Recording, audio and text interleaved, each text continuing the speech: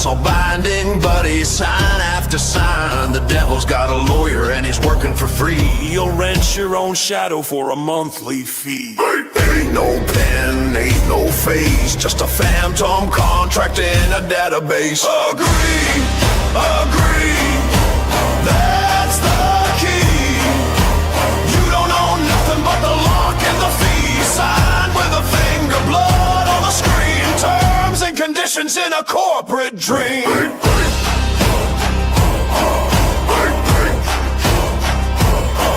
They'll leash you the sunlight, the shoes on your feet. They'll auction your laughter down on Market Street. A box unchecked is a door that won't open. The future's foreclosed and the contract's been spoken. Click wrap chains, man, they never break. Even God signed once by mistake. Agree, agree, that's the key.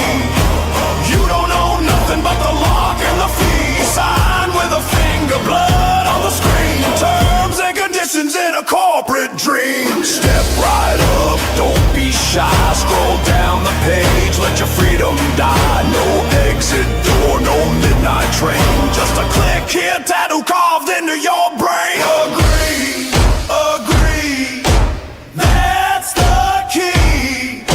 You don't own nothing but the lock and the fee. Sign with a finger, blood on the screen. Terms and conditions in a corporate dream.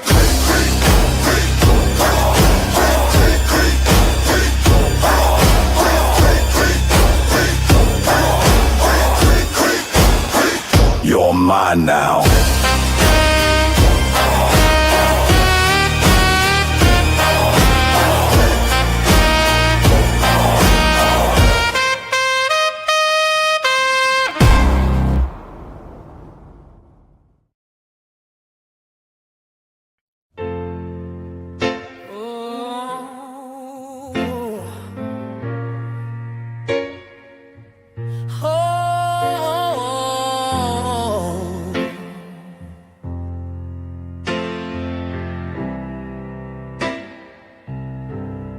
I woke up to silence, but the war had begun. They froze my account, said I'd done something wrong. Wasn't no crime, just living free. Now the system got a chain on me. They took my savings, my future, my land, with a single code line and a government hand. Said it was safety, said it was green, but all I see is tyranny behind the screen. This ain't innovation, it's a trap in disguise. You'll own nothing, be watched all your life. Genius ain't freedom, reality ain't clear. It's a cage they built while we cheer. I believed in the promise, the man with a plan, but the same old swamp just changed its brand. He banned the front door, opened the back, signed the bills that launched the final attack. This ain't innovation, it's a trap in disguise. You'll own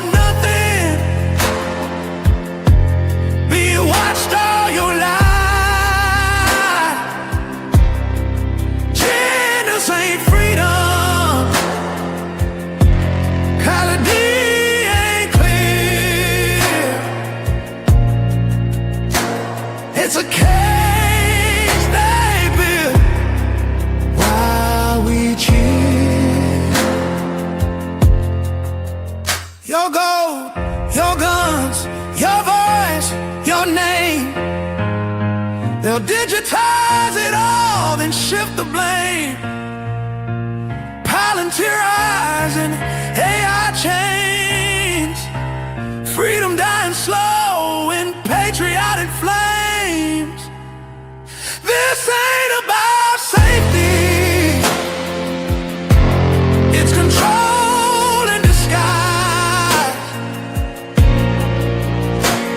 With your ID, your face, your tears, your time. They wrapped it in stars, sold it with pride. But freedom's bleeding out from the inside. DEFCON 1, and they call it peace. But I still got breath. I still believe we can break the code, escape the scheme, turn this nightmare back into a dream.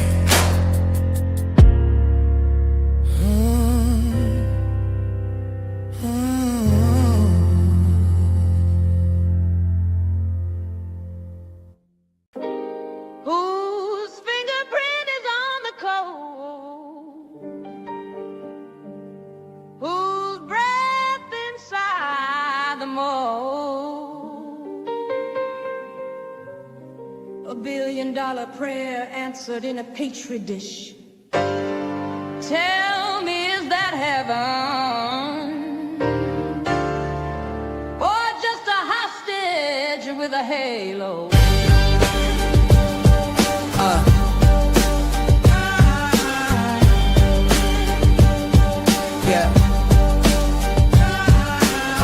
Blueprints signed by ghosts in suits, white coats, offshore loot, Epstein Island, Santa Fe, secret pay, recruit the youth. Game me code mantra, chant a conscious evolution. MetaMask for technocrats who harvest data like communion. Know it's fair surveillance, tell our dreams in server racks. Pearson Thiel bankroll a stack, AI gods and proxy tracks. They weaponize redemption, edit sins with CRISPR pens. Code of spirit, keep the shell, rewrite the meek to fit their ends. Ghost in the genome, code on the throne. Who owns tomorrow when the seed's not our own? Pray in the data, kneel to the screen. Is freedom a prayer or a scripted routine? Ghost in the genome, code on the throne. Who owns tomorrow when the seed's not our own? Pray in the data, kneel to the screen. Is freedom a prayer or a scripted routine?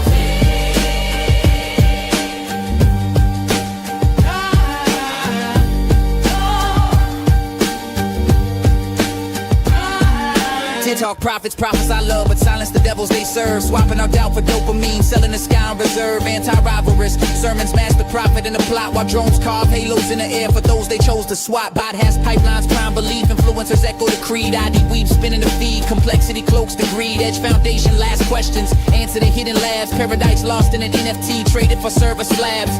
Upload the conscience, auction the flesh, legislate death through a silicone mesh.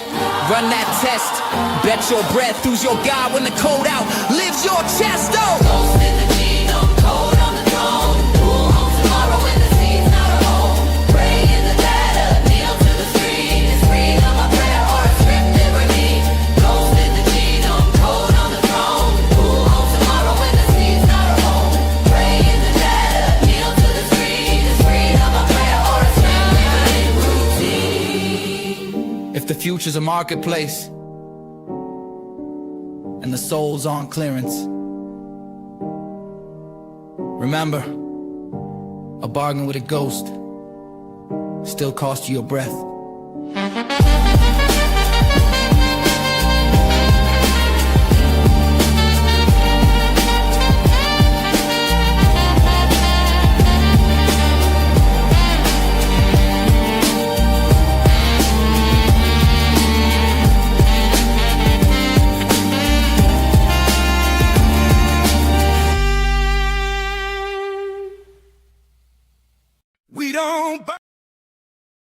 We don't bow. We don't bow. We don't break. We don't give what they can take. We don't bow. We don't break. We don't give what they can take. Roger stood with fire in his hand. We went built a haven on free land. Roman wrote the code they fear the most. Now they're ghosts in the machine they boast. They dress it up as law and order, but it's chains across the border. Can't hide the truth in paper lies. Freedom's got a billion eyes. We don't bow. We don't break. We don't give what they can take. Write our names in fire and gold. We won't do what we are told. We don't bow. We don't break. Hey, yo, EO 14067, a law that kills the hope we're given. But paper crowns will wash away when the people rise one day. Roger in Roman's name. We'll sing 'em loud, we'll light that flame.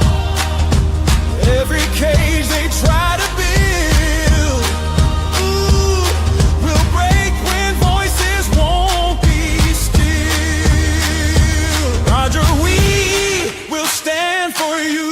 Ian, we will fight it through. Roman, your code will run. Freedom's rise has just begun. We don't bow. We don't bow. We don't break. We don't break. We don't give what they can take. We don't bow. We don't break. We don't give what they can take. Write our names in fire and gold.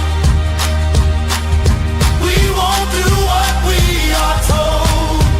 We don't bow. We don't break. We don't give what they can take.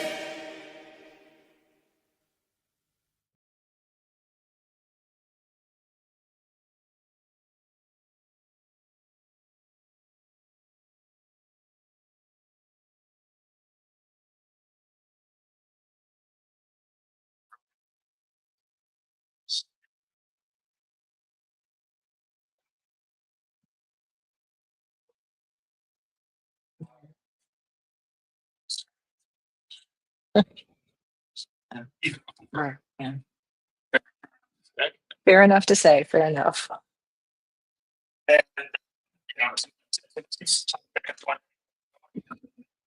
And yes.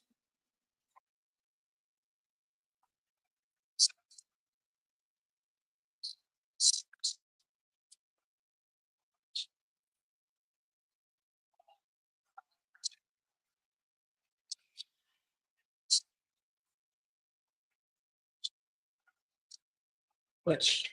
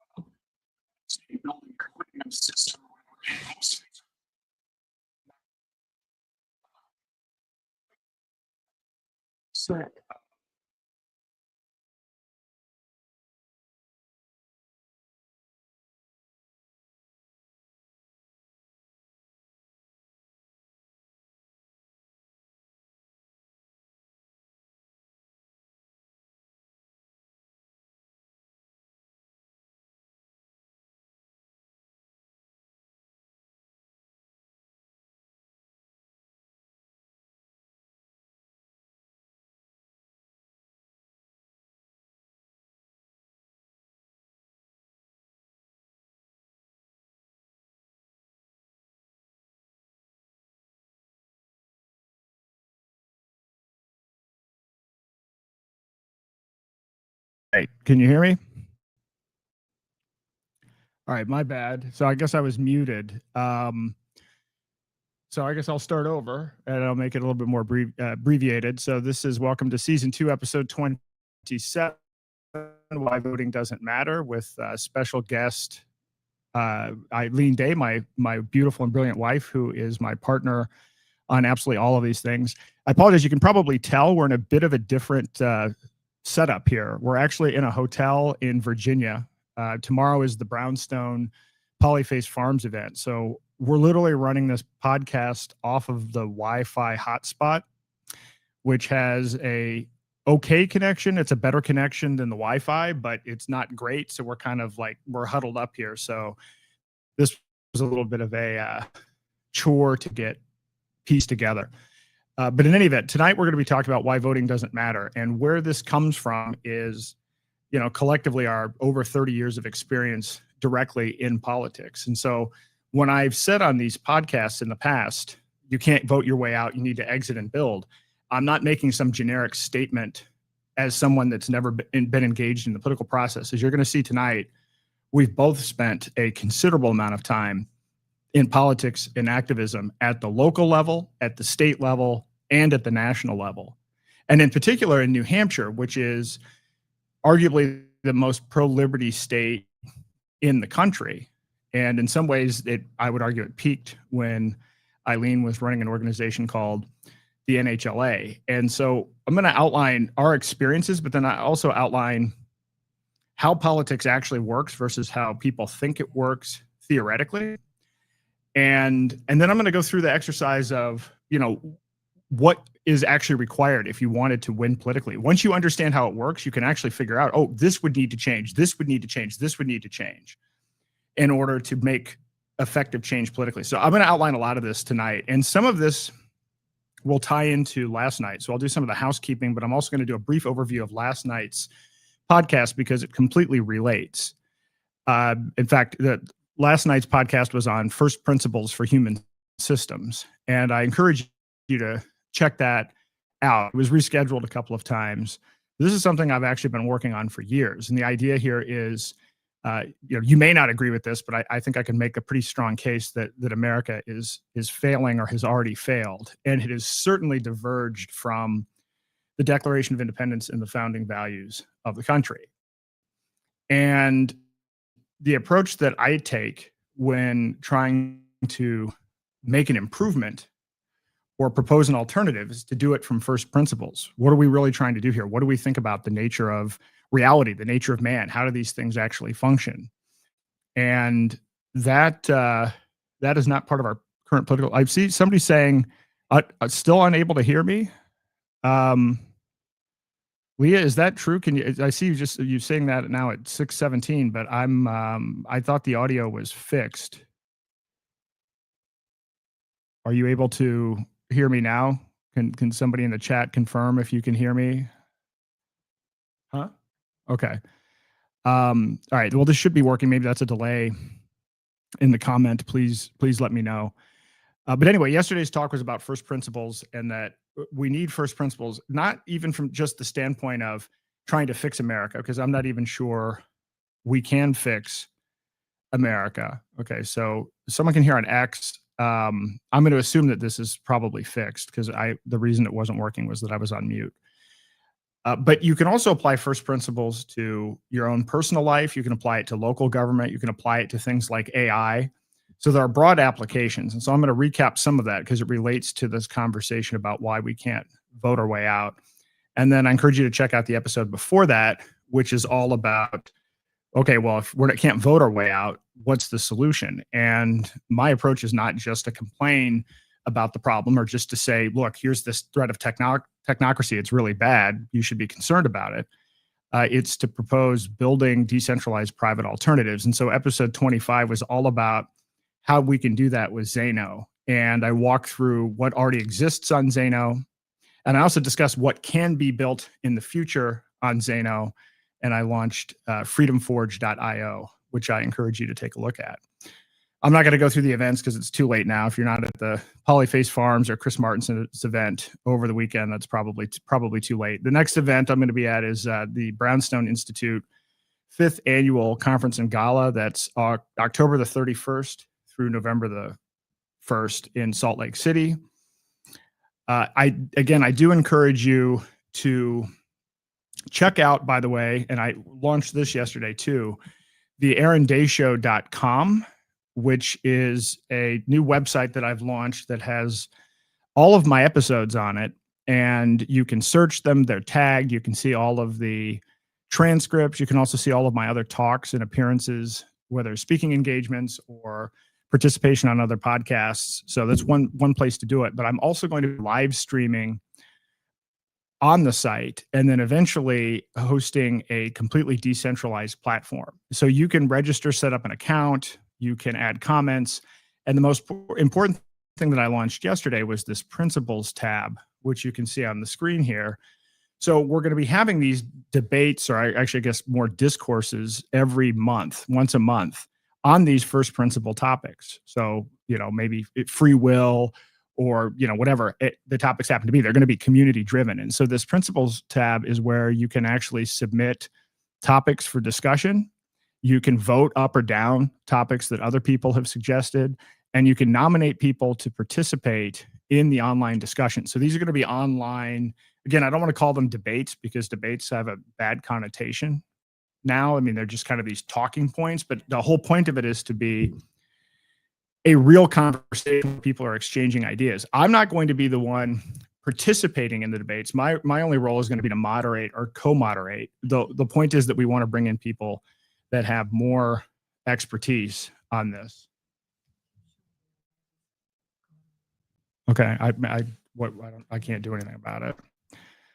So, I mean, is the audio really bad? So we may have to reschedule this if the audio is so bad that people can't hear me. So anyone in the comments, if you can hear me okay. My wife is saying that it's showing a bad connection. I know the mic is solid. I actually brought my mic and set up from home, but if the connection isn't working and the audio is that bad, then we might have to postpone this, which I hate to do. And he complains that I don't travel light. All right, I'm hearing audio on YouTube is fine. I can hear. All right. We're gonna keep plowing forward though, both on Roku and phone. Okay. All right. Well, we're gonna keep doing this. So again, check out theaarondayshow.com. I'm gonna be adding a lot of additional features, but you can also You can also chat and submit these topics for discussion on first principles. And so the whole point is it's to be community driven. You can look at last night's episode for more detail, and I will be going through these sites as they improve. So all of these are kind of alpha version sites. And so I want everyone to know it does that at the very top of the screen, but these are, sites that I've developed that, I'm working on them all the way up until the podcast launches, and I'm making the adjustments to the live site kind of in real time just to get these things up. So understand, if you look at the site and it's like, oh, this isn't working, it's very possible. It's not a polished product yet. It's at the early stages, and I actually look forward to and appreciate any feedback.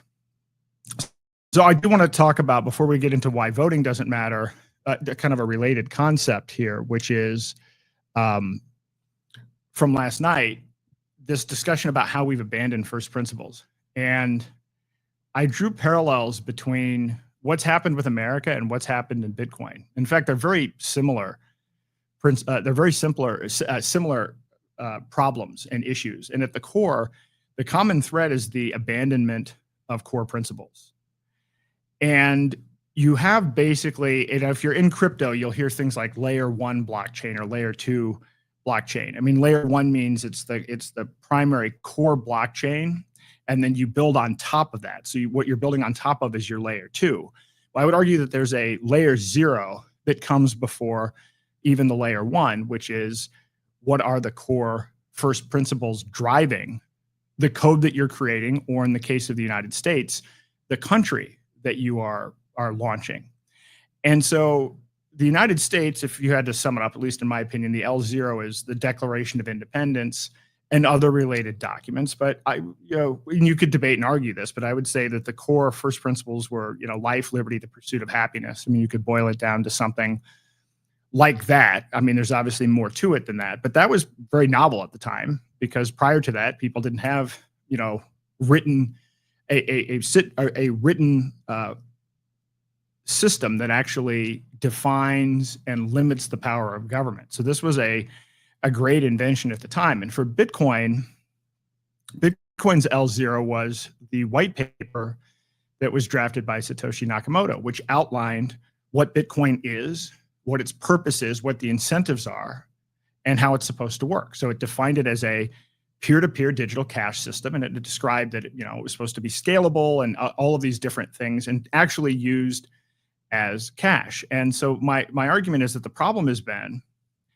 that the core principles were abandoned. So the code that was written on top of it, or even the Constitution that was written on top of it, once you veer away from what the intent was, then you get all kinds of creep and a whole variety of things happen, and you end up with the inversion of actually what you started out with. Now, this isn't to say that first principles can't change. First principles can change, but when you think about first principles in science, for instance, or maybe even in economics, there are a lot of people that thought, for instance, that the economy is a zero-sum game, which isn't actually true. You can create more wealth. You can actually create new wealth. It isn't necessarily a zero-sum game. People used to think that animals were machines, and we now know that they're sentient. Then there's this whole debate about reality. A lot of our world still functions on Newtonian materialist physics, even though cutting edge physics is about quantum. So rather than being matter that is deterministic, we're really kind of about information that is probabilistic. So when you learn things that change your understanding of first principles, you should revisit everything. And I know this has happened to me quite a bit in my life, where I was sure things were a certain way, and then it turns out they weren't. And for me, more particularly, I was kind of a left brain guy. I'm like, okay, science, and I kind of trusted the science, not pre-COVID trust the science, but it turns out it's the same. The debauchery of science didn't just start in 2020. It's actually been this way my entire life, and probably your entire life as well. It's just that, we bought the propaganda. And so I made that realization about 5-6 years ago, thanks to my lovely wife, to question things. And you should question things, but first principles shouldn't change very often. And I would argue in the case of either the United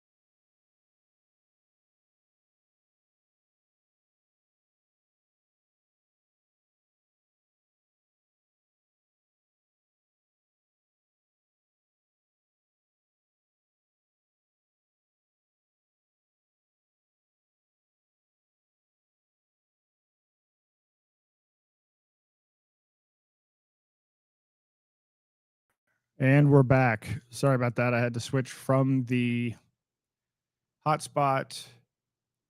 Oh.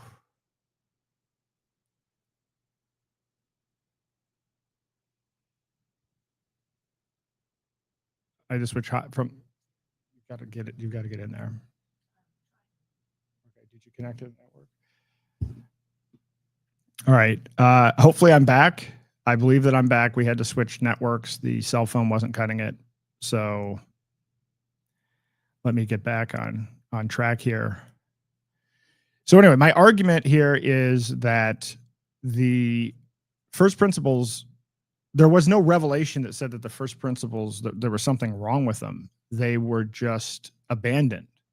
And that's been the primary cause of the issues that we've seen both at the level of the country and with Bitcoin. And it turns out that these things happen often, not just America or not just Bitcoin. This happens repeatedly. I mean, if you look at the Roman Empire, if you actually look throughout history, I mean, there is no empire that's persevered. And it turns out they follow very similar paths. And I've talked a lot about what's happened with fiat currencies and the fact that fiat currencies always fail as well. And sorry, I'm just trying to get things set up here. So, and it goes to this situation where you have mission creep, and then you have a concentration of power, and then your original plan that you were working on gets captured, and then it ends up becoming the inverse of what you started out with. And I would argue that's actually where we are with America today. One of the things I'd say about first principles, again, we already talked about the fact that, scientific principles like gravity and mathematical axioms and so forth, I mean, those are natural principles. One of the things about human systems, though, is we choose the first principles. So that is a defining characteristic about first principles in human systems. And so the whole point of this new principles section of the website is, sorry, I'm trying to.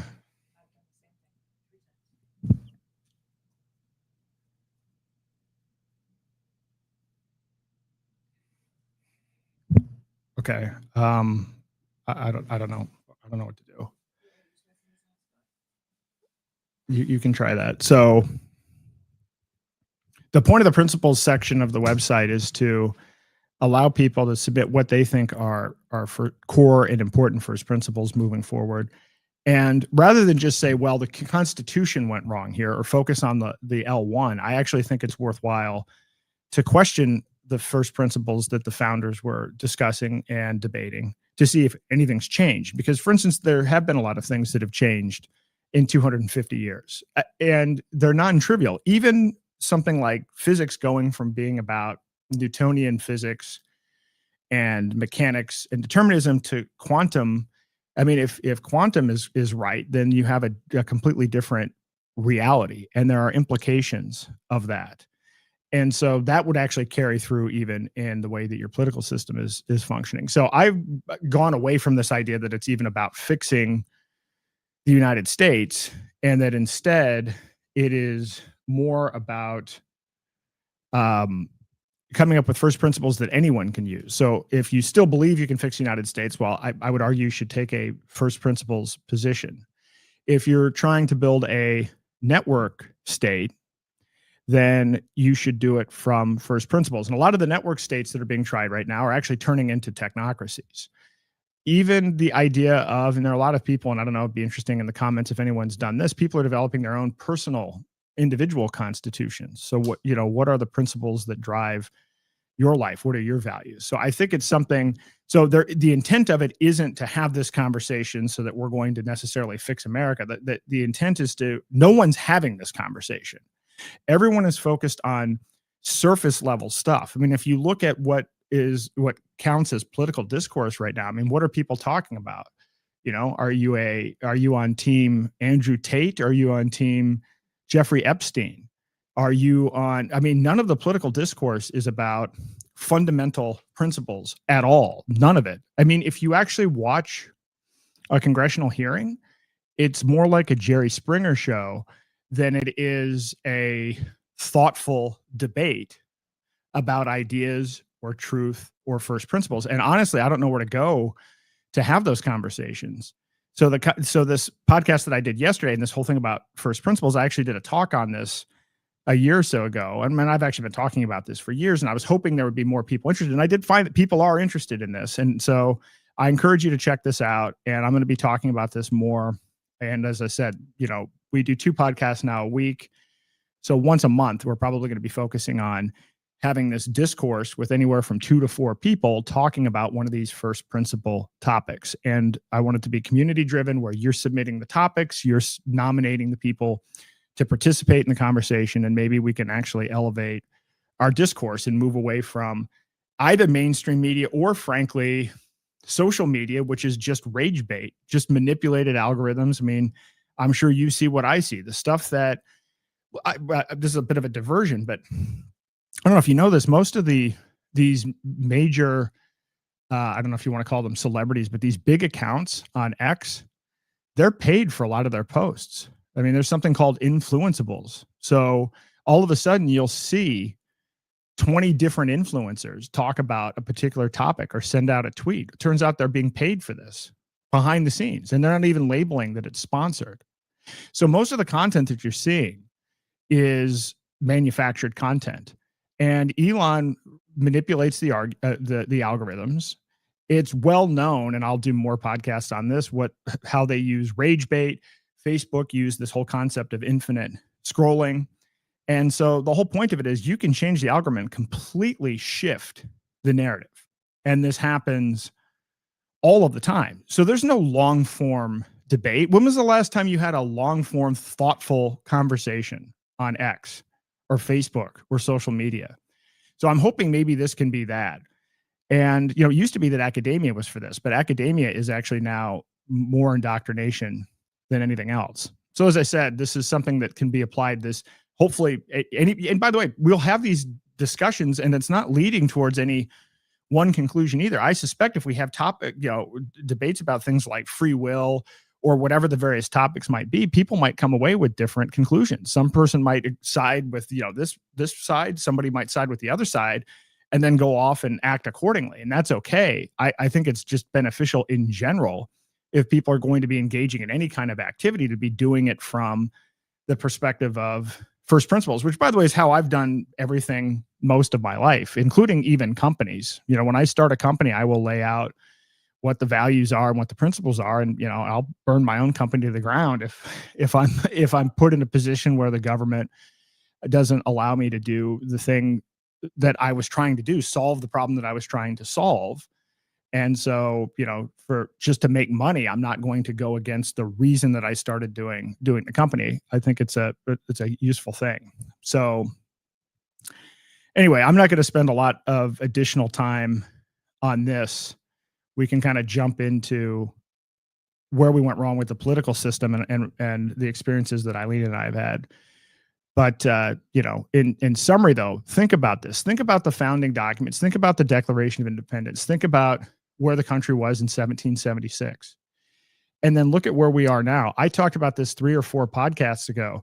The single most popular tweet I've ever sent out was, I'm beginning to come to the conclusion that Americans are the most brainwashed people on the planet. And what I meant by that is the way people view America versus what it actually is. People view America as 1776 America, not realizing that we really are 1984 America, right? So we went from, this idea of life, liberty, and the pursuit of happiness to then, the capture of the monetary system by the Federal Reserve, leaving the gold standard in 1971. And now we're in a digital cage with a backdoor CBDC, with complete financial surveillance, with Real ID, which is a digital ID, with a 16 million word, 75,000 page tax code, which is a social credit system, with more law, people commit 3 felonies a day, whatever it is. I mean, it has nothing to do with the foundational principles of the country, nor does it even have anything to do with the Constitution. It's so far off the rails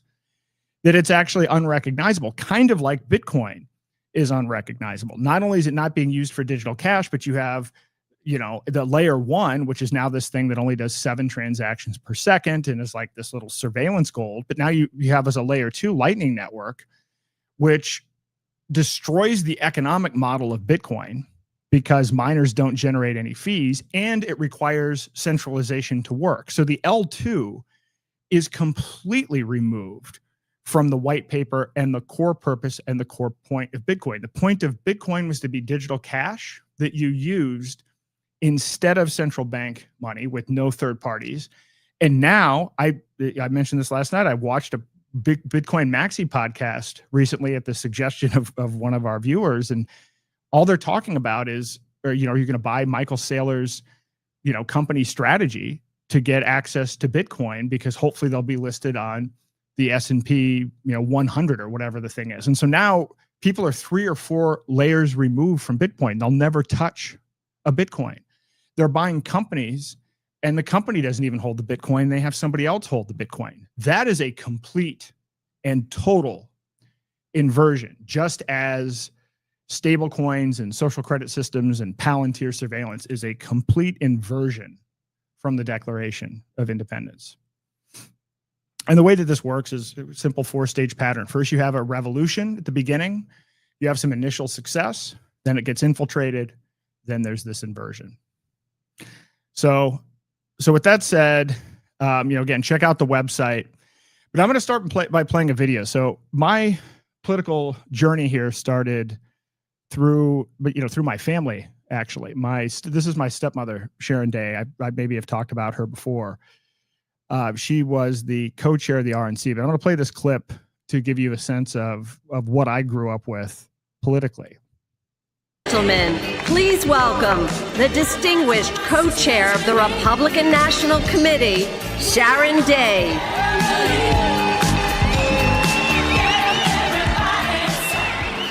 Absolutely. Thank you, Mr. Chairman. Welcome, everyone, to my home state of Florida. And we are so honored to host you. And I am honored to serve as your Republican National Committee co-chair. Every election, we hear that this is the most important election of our lifetime. This election is more than that. This election is the most important election in our nation's lifetime. Absolutely. In 1775, our founding fathers rose up to establish our liberty. Today, we need to defeat a president whose actions threaten our liberty. In this way, we are in a similar position as our founding fathers. Just as they were called upon, we are being called upon. What they started, what they believed in, we must now defend. The danger for America is already here. It's in the form of the Democrat leaders in Washington. We have a Democrat Senate leader who refuses to meet his moral obligation to pass a budget for our government. We have a Democrat House leader that wouldn't allow a major piece of legislation, Obamacare, to be read before it was passed. She stated, and I quote, "We have to pass the bill so that you can find out what's in it." We have a president that has bypassed the Senate confirmation process in order to appoint unaccountable czars to make and enforce policies on America's citizens. A president that by his executive action has changed immigration laws, imposed unconstitutional burdens on our states, and issued overreaching regulations. We know the problem, America. Their names are Obama, Biden, Pelosi, and Holder. What they have done and will continue to do, should Obama be reelected, runs contrary to the values we believe in and the principles we stand for. It is our duty as citizen activists of this great Republican Party to fight to restore the values of our founding fathers. My fellow members, this fight is not just about an election, and it's not about our party. Our fight is about our country, and we cannot lose this battle.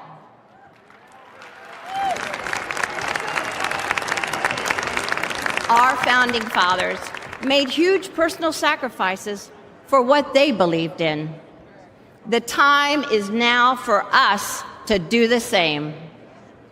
I am a proud grassroots activist, one of many in my state and countless others from across this great country.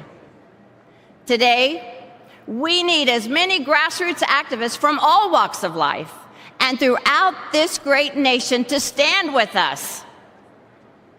The sacrifices we made and the sacrifices we will make are nothing compared to the sacrifices our children and our grandchildren will face if we don't take back this country on November 6th by electing Mitt Romney and Paul Ryan.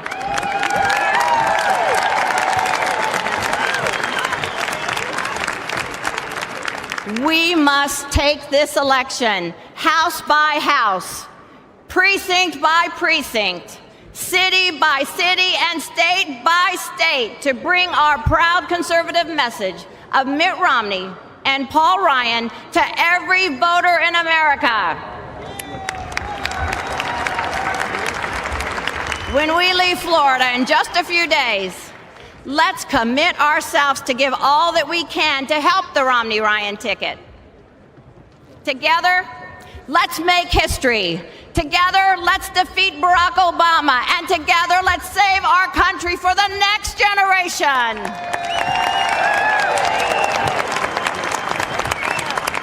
Thank you. God bless each of you. God bless our proud military and their families. And may God continue to bless the United States of America. Godspeed.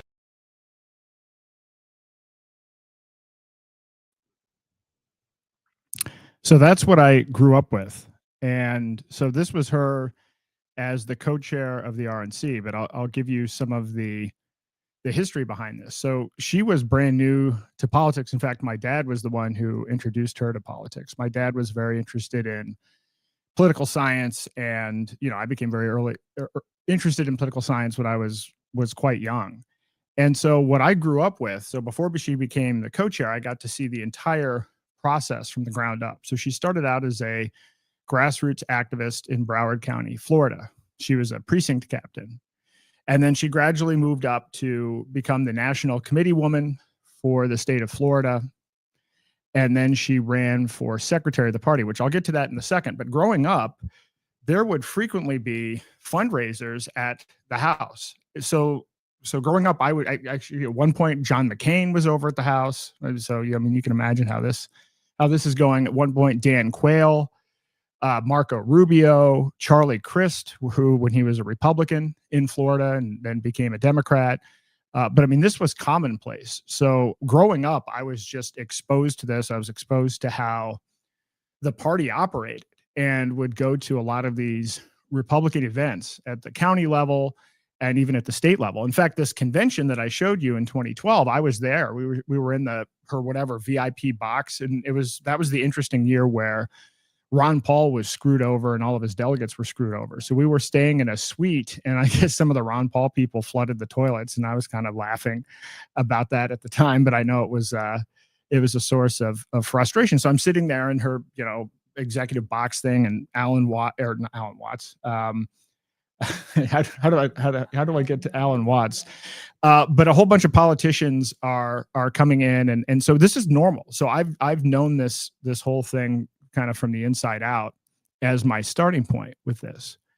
Then when she ran for secretary of the party, she ran on modernizing the party and bringing the party, bringing social media and technology to the party, which, by the way, was involved mainly me teaching her how to use Twitter. So that was how she kind of pushed her way into the national party, and then became the co-chair of the RNC, which is the second most powerful position nationally. And then after that, she became the ambassador to Costa Rica under Trump in 2016.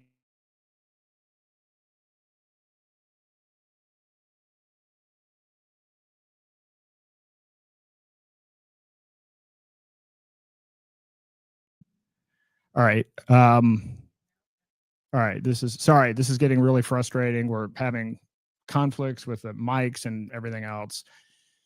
So anyway, I don't know how much you've missed, But in essence, so I grew up with this, and I got to see Republican Party politics from the very low precinct level all the way up to the very highest end at the federal level with the party mechanics within the RNC. And that was very instructive. And so I actually helped Sharon with social media, which when she ran for secretary of the party, part of it was on modernizing the party and moving to social media and bringing in tech. And then she became the co-chair of the party. And there's more that I'll get to on that. So this was my first exposure to it before my own experiences. So then I moved to New Hampshire as part of the Free State Project in 2009. And I didn't immediately get involved in politics because we had kids and all of this other stuff. And so I didn't jump in right away. I didn't get involved until 2012. But what I'll outline is, I got involved, and I'm not sure how to do this with Eileen. I'll do one part and then she can jump in with some of her bio. It's a little, going to be a little bit chaotic to walk through, but the point of it is just to convey the breadth of experience. And so my first foray was running for local office. And I ran for school board in the town of Bedford, New Hampshire. Now, I picked Bedford deliberately. So when we were moving from Massachusetts to New Hampshire, I did this whole analysis of, which town should we move to? And based on the analysis that I came up with, it seemed like Bedford would be fiscally conservative. It seemed like it would be a good place to raise kids, so on and so forth. And so, thought I'd made the right decision.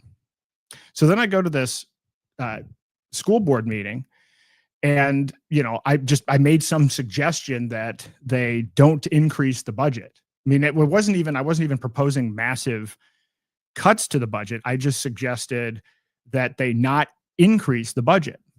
Well, then all of a sudden I got attacked, and I mean really attacked. This guy went on public access TV, did a 30-minute hit piece.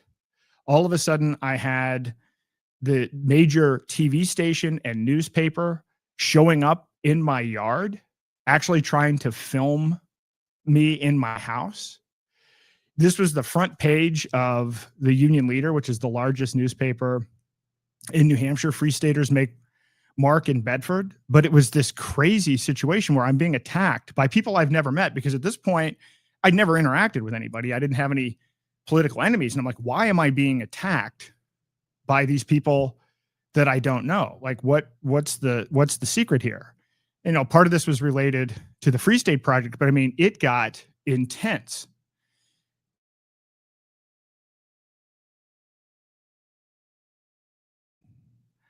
All right, so I'm noticing I think you're going to have to.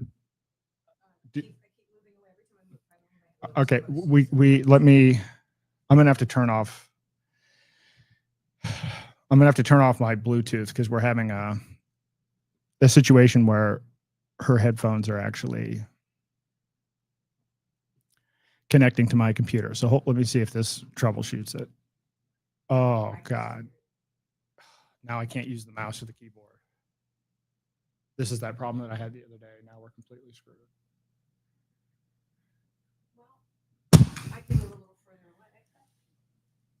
I can't use the keyboard. So I can't put the Bluetooth back on. Because the mouse is Bluetooth. Turn the Bluetooth back on so you can use the mouse. I can't turn the Bluetooth back on. We're still on here, but all right. Well, this may be a catastrophic situation here. Yeah.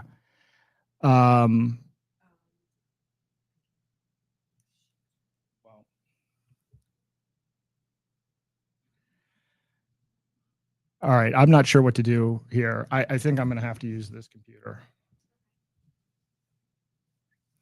We're going to improvise a little bit.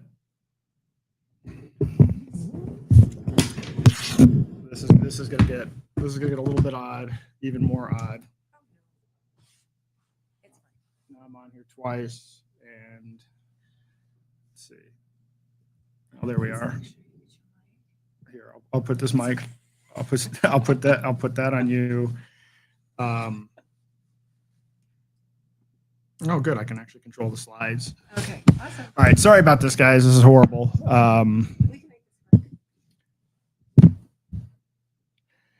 So in any event, so I'm running for local office, and we get the newspaper.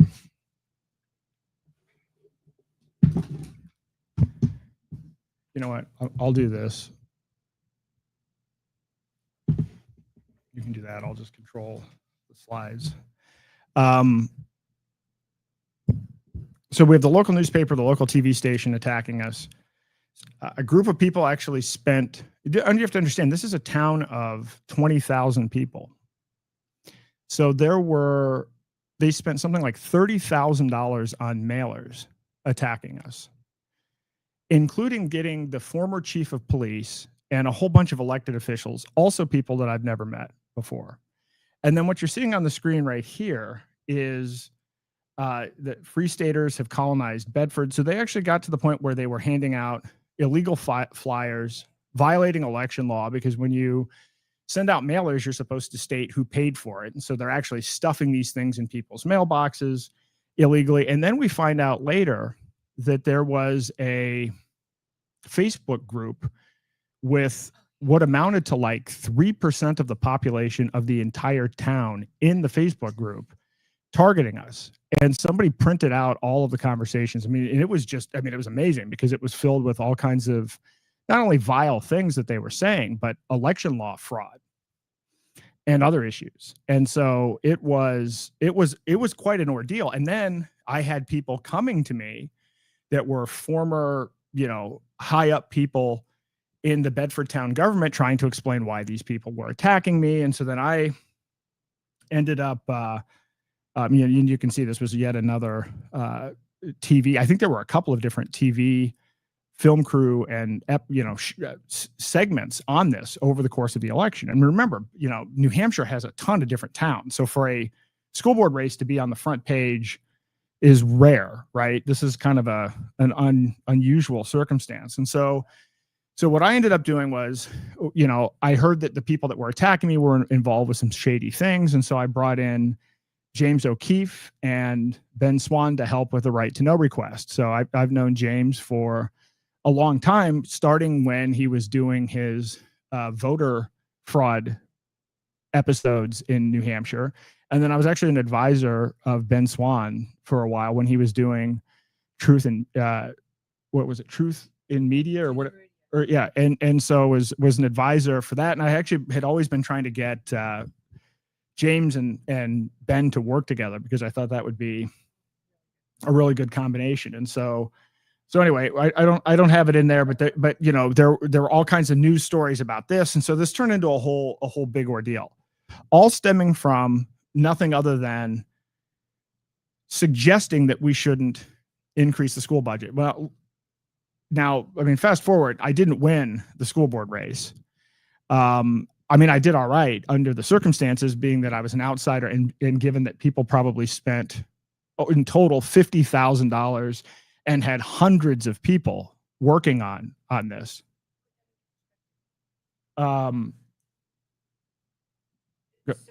So when you put that into perspective, I could put a candidate strategically placed in a district to run as a state representative for $5,000. So you could win a state representative race in the state of New Hampshire for $5,000. So, when we're talking about scale, so that everyone understands that is a ridiculous amount of money in the state of New Hampshire to spend on a school board race. All right. Oh yeah, no, it's unheard of. That's more than spent in a state Senate race in New Hampshire. So it was absolutely crazy.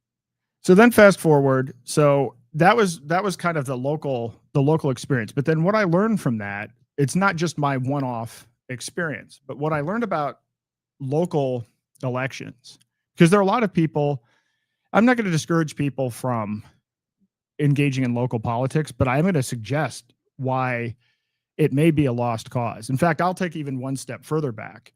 I talk to a lot of people that are like, oh yeah, we'll fight locally. And I'm like, you live in New York or you live in California. You don't have a chance. It doesn't matter.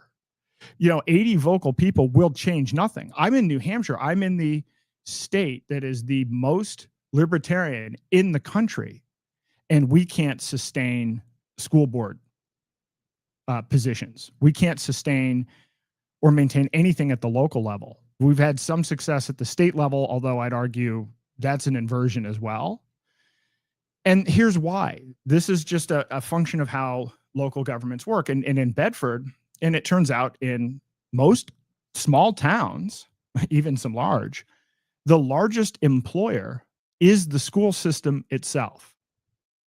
And so what happens is these local elections happen, at least in New Hampshire, in the coldest part of winter.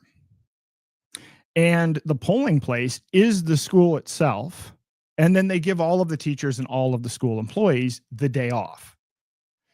So you are up against a situation where the largest or second largest employer in your state has the day off and is voting their own self-interest. So the turnout in local elections is pretty dismal to begin with. Then you layer on top of that teachers' unions, which have massive amounts of money and will fight you every step of the way.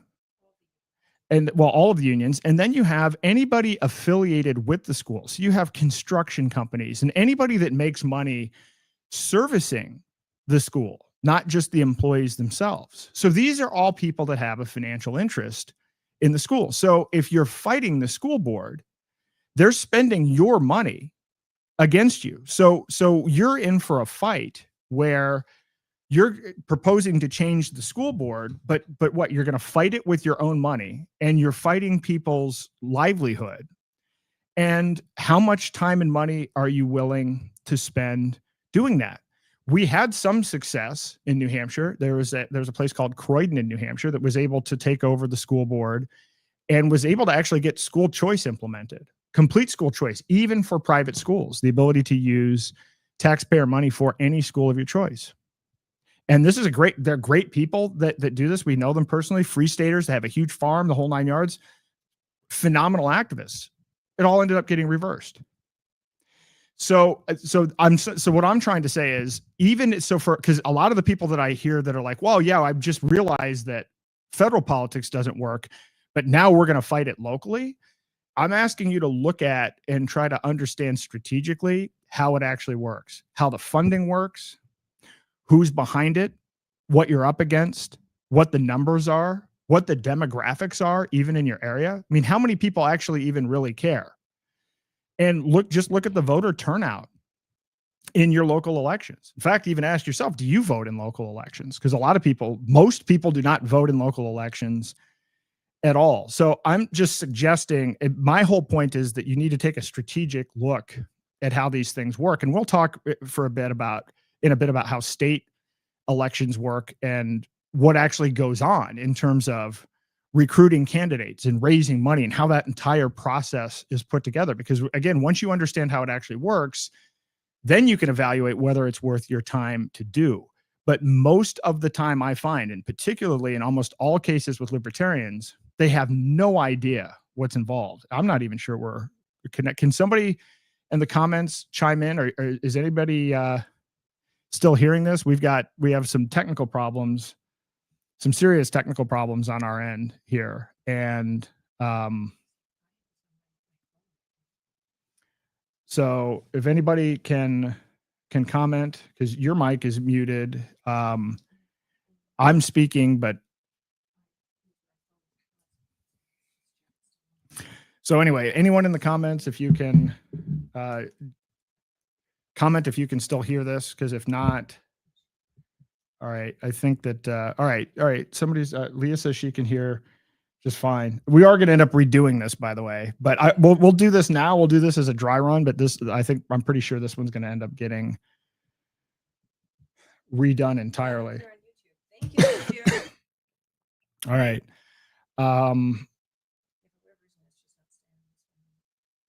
All right, all right. I'm. Well, it was on my Wi-Fi. Put it on mine, because then you're not pulling anything. Well, hold on, let me try this. Sorry, we're switching internet connections. I've got one internet connection on my computer. She's using a different internet connection. The internet here is absolutely horrible. So let me try one more time. It looks like we're going to be able to get in. I mean, we may end up just winging this, the slides may turn out to be not heavily used in this case. In fact, we might not even have the slides at this point. Oh, okay, we do. So, all right, so that's the experience at the local level. That's my personal experience at the local level, which is people spending tens of thousands of dollars against me, 3% of the town running against me, committing election fraud, being targeted by multiple forms of media, former chief of police, just for wanting to not increase the school budget. Now, of course, I wanted to cut the school budget, and my actual beliefs. I think I was in a debate at some point later in the process, and they said, "Do you believe in public education?" And I think my response was something like, "Well, I believe public education exists." So, admittedly, I definitely did have some more kind of extreme views, but people didn't even know what those views were at the time, and I was still targeted. And even other people in New Hampshire, there have been a few cases where people were able to take over, for instance, a town council, but it only lasts. It's fleeting. It lasts for maybe 1 term or 2 terms. It's not sustainable enough. And by the way, the people that will end up taking over town councils are largely developers, people that get the contracts to work on projects, or the people that need permits to do building or whatever it happens to be. And a lot of this ends up being tied to federal funding and workforce housing and everything else. And so again, you have this situation of people are busy with their lives. How are you going to get enough people actively engaged to sustainably run and maintain these positions? And literally most people will not do it. And if you have any success, it's going to be fleeting. So that's my statement on local. As to state, again, if you're in New York, if you're in California, if you're in Illinois, and you're sitting there saying, well, hey, Jay, maybe we can fight this at the state level, I want you to think about what it would be required to actually win. If you're outnumbered 2 or 3 to 1, how are you possibly going to win? How are you going to get the votes? You can't win a game when the deck is completely stacked against you. It just doesn't work. So that was what was going on locally. Now, I wasn't just doing stuff locally. I was also involved at the same time on with some state political stuff. But I might let Eileen jump in now and talk about her experience up, kind of pre-2012, 2013 in politics in New Hampshire. You can speak here. All right. So, okay. Well, here I am, right next to you, right here. Very cozy. Okay. There you go. So I think my foray into politics began like any other person, where you're sending a letter to the FDA, or you're sending a letter. I've got my headset. Should I take this out? Yeah. All right. And you're sending a letter to an organization or a government body, or your senator, your congressman, and you think you're making a big difference. You'll show up for a little hearing or something. So I was doing that for a very, very long period of time. And then an issue came presented to me by a group for the New Citizens for New Hampshire Health Freedom. I think that was the name of the group. And they wanted to try another round, another attempt at getting a philosophical belief to the childhood schedule mandated for vaccines, the vaccine mandates for school. You have them in every state. And New Hampshire has a religious exemption, and we did not have a philosophical or conscientious belief exemption. So I looked at the Constitution and I went, okay, we already have Article 4 to the rights of conscience. So it sounds like you should be able to put in a conscientious belief exemption. So I started this back probably in 07, 08. And myself and a woman who I never met until we had our first hearing in Concord, Melanie Streeter, she and I co-founded the New Hampshire Coalition for Vaccination Choice back in 2008. And we were working towards putting in a conscientious belief exemption to vaccine mandates. Now, I wasn't just looking at the childhood schedule, because I knew that they were already starting creep into the adult schedule, as well as I was going, well, wow, look what they did with Gardasil. They took a vaccine that was meant, for girls, and they somehow increased it to, now all the boys need it because it's kind of altruistic, but we'll just, use it for genital warts and they extended it. And I'm looking at that. Wow, if they could just create out of thin air a need for this vaccine, knowing that there were about 200 vaccines coming down the pipeline that were aimed at every child born in the United States, those vaccines are aimed towards. Who's the next market outside of children? And then I thought, well, let me see. It's adults, it's seniors. It's how are you going to, they're going to start pushing boosters. And how are they going to mandate them? Are they going to try to mandate vaccines for adults through employment or access to things? And, fast forward to 2020, that was a little foreshadowing, but I was thinking about these things in 08 and 09. So we tried putting a piece of legislation in back in 2009, I think was the first foray through House Bill 1555 to put a conscientious belief exemption. And we had bipartisan support. I was able to find a couple of state representatives, both Republican and Democrat. And at the time, the House, I believe, was majority Democrat. And I had thought that maybe, since most of the people that I knew who supported vaccination choice were people who were more democratically oriented, very, very much more your crunchy granola folks, that they were, this would have been an easy thing. This would have passed. We ended up having the legislation in the Health and Human Services Committee, and I did have a champion there, which was very helpful. It was a representative from Bedford, because I lived in Bedford at the time as well. And unfortunately, one of the things that they never experienced before was the number of people I was able to get to show up at a committee. So you had moms, and hell hath no fury like a woman scorned or a woman with the vaccine injured child, or just a woman that wants to be able to make these decisions for their family without being forced, that they should be forced to, put some type of a medical thing in their child. And on our website, which no longer exists, you can find it in the Wayback Machine, but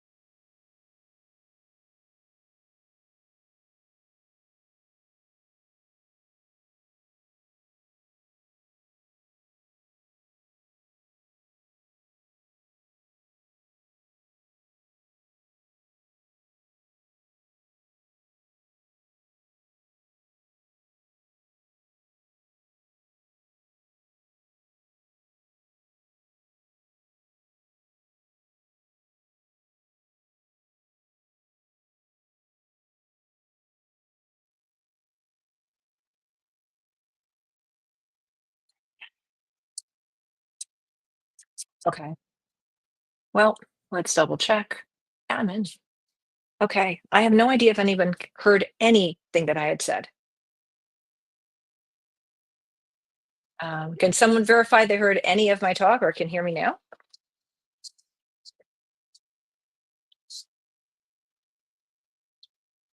Oh, I don't think we're having any luck today, honey. I'm not giving up. So I don't know I don't know where I left off. So I left off in 2009 with having several hundred mothers and fathers come to a public hearing that was moved from the committee room over to Representatives Hall. And unfortunately, we had we had the public hearing, and we had people flood the committee with letters. And unfortunately, my bill, when it came to a vote, lost by 34 votes, 33, I believe 33. Fast forward, and we had the election in 2000, and that was early 2010, rather. We had the election in the fall of 2010. The House, the New Hampshire House flipped to being Republican supermajority. And I thought, okay, maybe I'll have luck this time now that I have a Republican supermajority, because it seemed that the Democrats were entirely against vaccination. Weird. Okay, which I thought, oh, okay, we're going back and forth.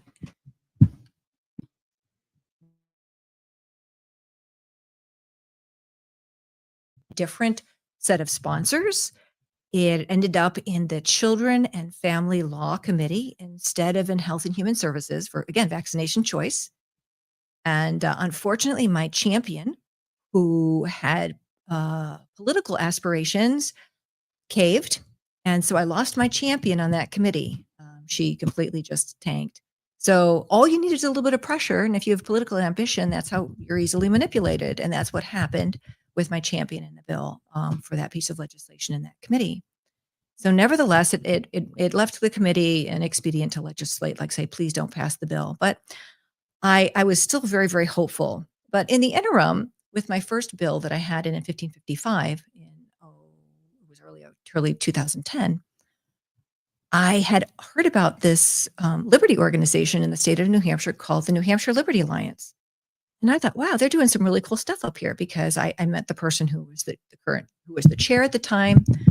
And I really liked what they were doing. And they also put my bill on what they called the gold standard. And this was a document that every Wednesday when the legislature met, someone would stand there and hand them this piece of paper called the gold standard, that it would tell them how to vote. Now, bills don't come out of committee in a very straightforward way. So the committee either votes ought to pass, means, yes, we really want you to pass this bill, or they come out ITL, that's inexpedient to legislate. That means, no, don't pass this bill. So sometimes when you're trying to encourage the legislative body to do something, you want to tell them, no, don't pass the bill that was recommended by the committee to pass, or yes, pass the bill that the committee said to kill. So it's sometimes a double negative. It seems confusing to some people at first. But unfortunately, my second bill again died by, it was again 33 or 34 votes. And so it didn't matter who headed up either house. But what was the definitive thing was then the pressure that came out was incredible. I had because I was up against Big Pharma. And so the people that would come out and would just spew absolute lies. And I was not arguing the science of it, even though I in my former life, I was a scientist. I was a virologist. I worked with state level 3 infectious diseases. And so I didn't want to argue the science. I argued the liberty point, that the government's ability to bypass everything should stop, at least at my bodily integrity and that of my children. And so that went over well with the Republicans, and they could understand that. So even though I did have a little rally behind me, it still wasn't enough to pass the legislation. And but because of the amount of support I was able to get, and the number of people showing up, and the committees flooded, and the letters, and all of this outreach that we were able to create for this piece of legislation, I think that propelled me to be offered to run for election for the chair position for the New Hampshire Liberty Alliance. Because I really wanted to get involved with the group. And then they asked me if I'd be willing to run for chair. So I was like, okay. And so I learned a lot from the people who were there. There was a mentor there, Don Gorman, who had been head of the Libertarian Party way back a very, very long time ago in the 70s, when there was actually a three-party system here in the state of New Hampshire. They had a Libertarian caucus so it wasn't just Republican and Democrat, and they had a Libertarian caucus in the state of New Hampshire back in the 70s. So he was coaching everybody on how all of New Hampshire was grassroots politics. It all was from the ground up, boots on the ground, do sine waves, do all of these things. And that maybe was fine in the 70s. But as you fast forward to the age of technology, I think we learned that with the Obama election, that they totally outgamed because of technology, because of social media. And that was the one thing that I believe that we were horribly wrong with, still believing that the old-fashioned way of going around handshaking was the best way. When the younger generation coming up, they were all on Facebook and they were doing the social media thing. New Hampshire is different than most states. So I've met multiple presidential candidates, people along the way, because I was in politics, and they you have coffee. So if I had coffee with Trump, yes, because that's a normal thing to do in New Hampshire when you're campaigning for a major race, is to meet the people and go to the people's houses, go to and do a lot of handshaking. So it's a much closer one-on-one feel that you'll get in probably any other state. And that is because the state of New Hampshire has the first in the nation primary status. So I was fortunate enough to run the New Hampshire Liberty Alliance for 2 terms. I was voted in as chair for 2 terms, and I was term limited out after the end of my second term. But towards the end of my second term, to jump into a little bit more political experience, where I lived, I had since moved.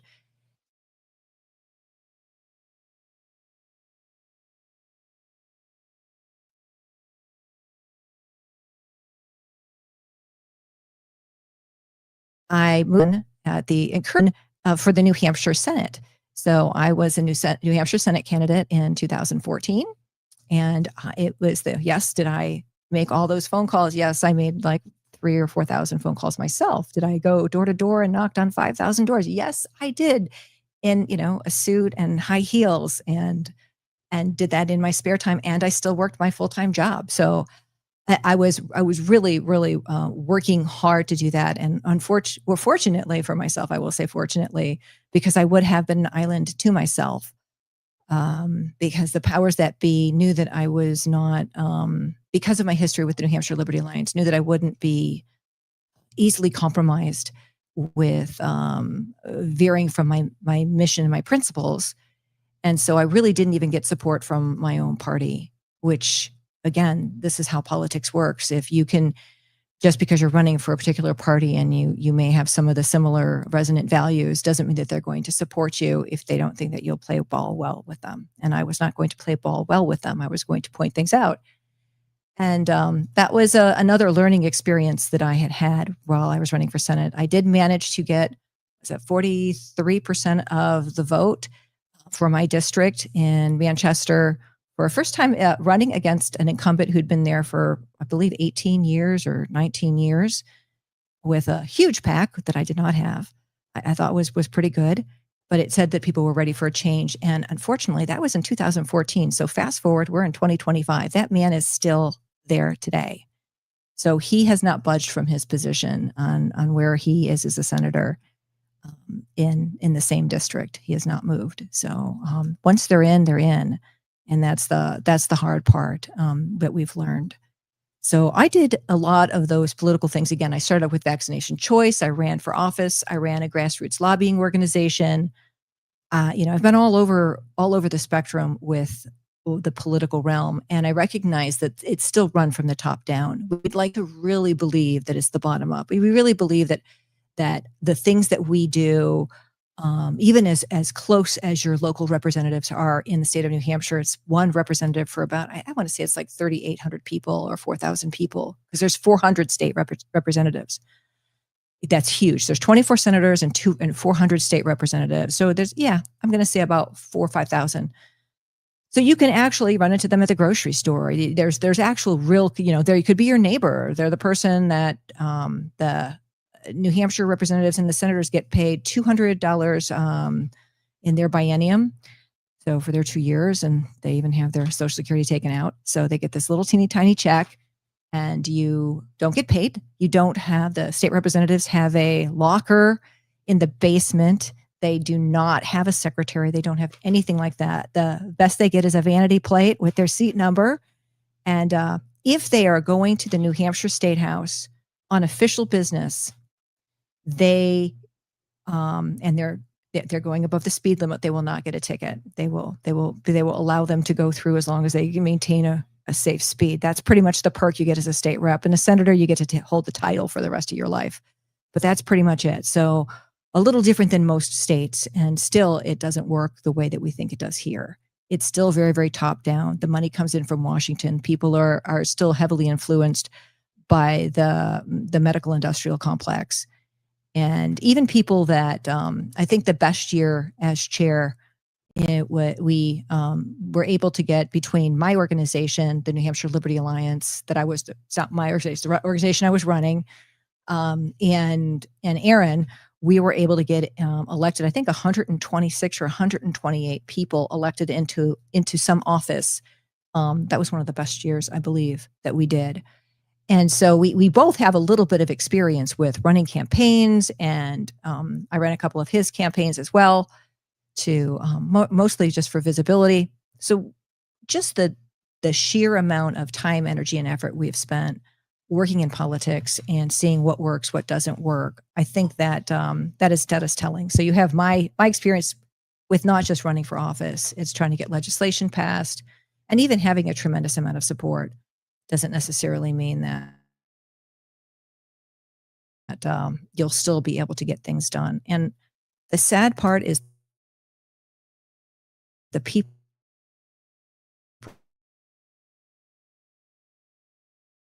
we recognize, so that because I've spoken to some of them and they go, oh, hey, the people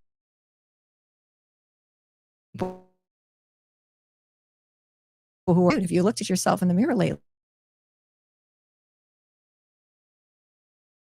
you have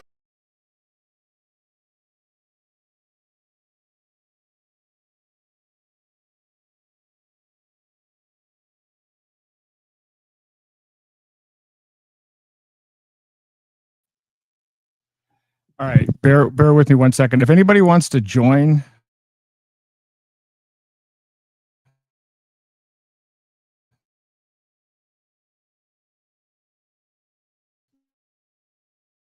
the queue, I can't even log into my main computer. I wanted to go through, and we're not able to go through most of it, and it's really pissing me off. But if you want to join the Q&A, and then, behind the scenes, I'm going to try to get this presentation up here.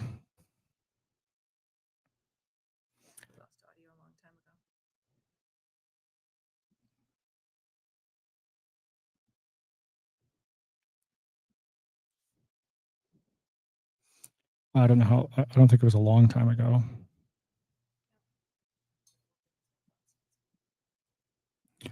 Well, no, we just have visuals that, there's so much information that needs to be laid out, right? And I tried to lay it out, but when I don't have access to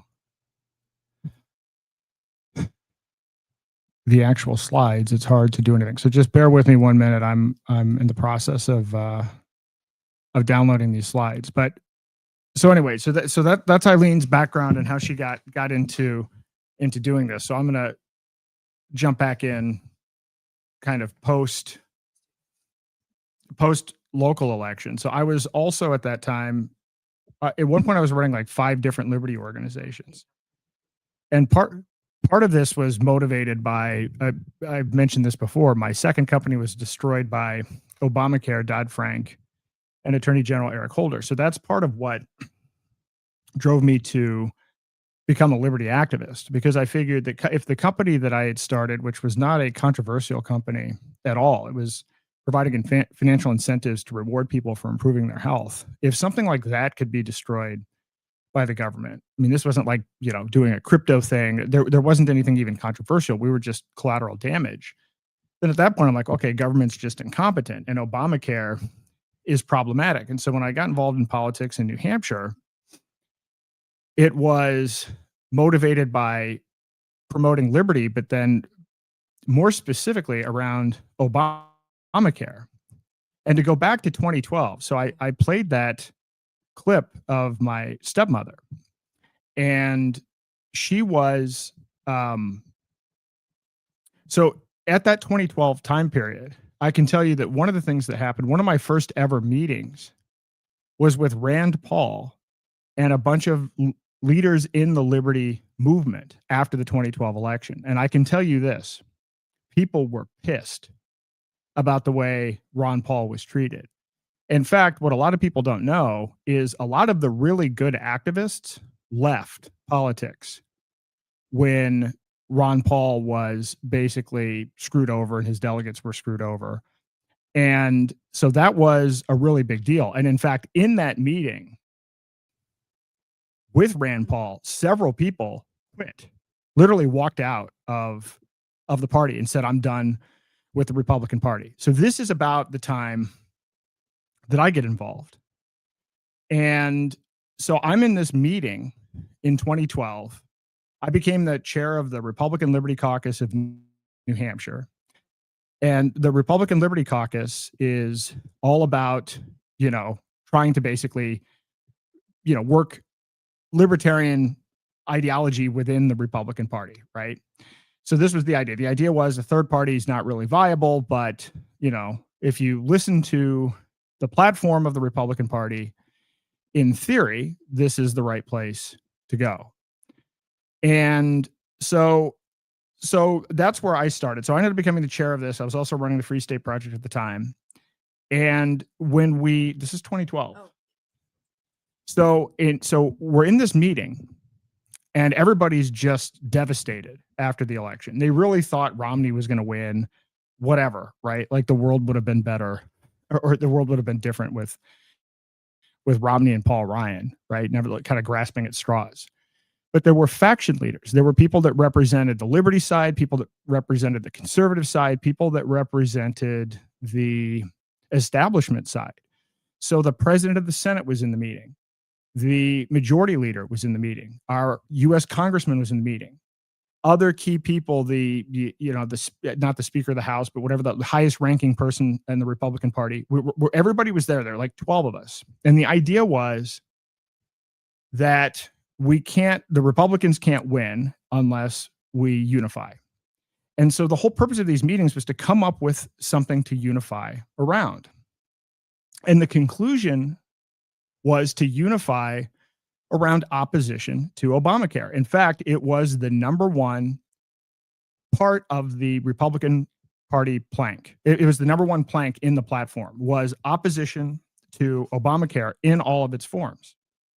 So all of these faction leaders agreed, hey, we're going to work together. Yeah, we've had differences in the past. And yeah, you screwed over Ron Paul, but look at where we are right now. Didn't work out. So we're going to agree that we're going to remain united in opposition to Obamacare.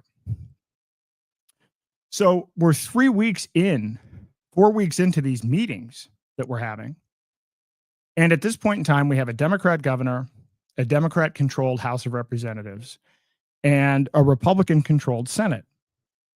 So all of a sudden, out of left field, the Senate, the Republicans in the Senate, put forward a bill to proactively expand Medicaid. So Obamacare Medicaid expansion was part of Obamacare. This was a separate element of Obamacare that could be passed at the state level. So we just all agreed after this 2012 election that we're unified in opposition to Obamacare, and then the Republicans push it. So this is when I go into hyperactive mode, activist mode, and I go around to Republican town meetings and county meetings, and I get, in most cases, unanimous resolutions in opposition to Medicaid expansion. In other words, the Republicans in the state didn't want Obamacare Medicaid expansion. It was the number one thing in the platform. They didn't know that these 12 people had met and had decided that we were unified against this, but they didn't like Obamacare, and this is what the whole Tea Party thing was about. And so overwhelmingly, Republicans were against this. Well, they pushed it anyway, and it passed. So then what I did was I threatened to primary every Republican state senator that voted for it. And I did. So we did this through the Republican Liberty Caucus. And as Eileen said, she ran for state Senate, and she was part of this entire coalition. And, this is where this is a complicated story, and it gets really weird. So as we're going through this, we're now in the 2014 election, and I started a super PAC called Stark 360. And I'm telling you this to give you a breadth of the experiences that we had there. So I started this super PAC, and this is an article from Daily Kos. Galt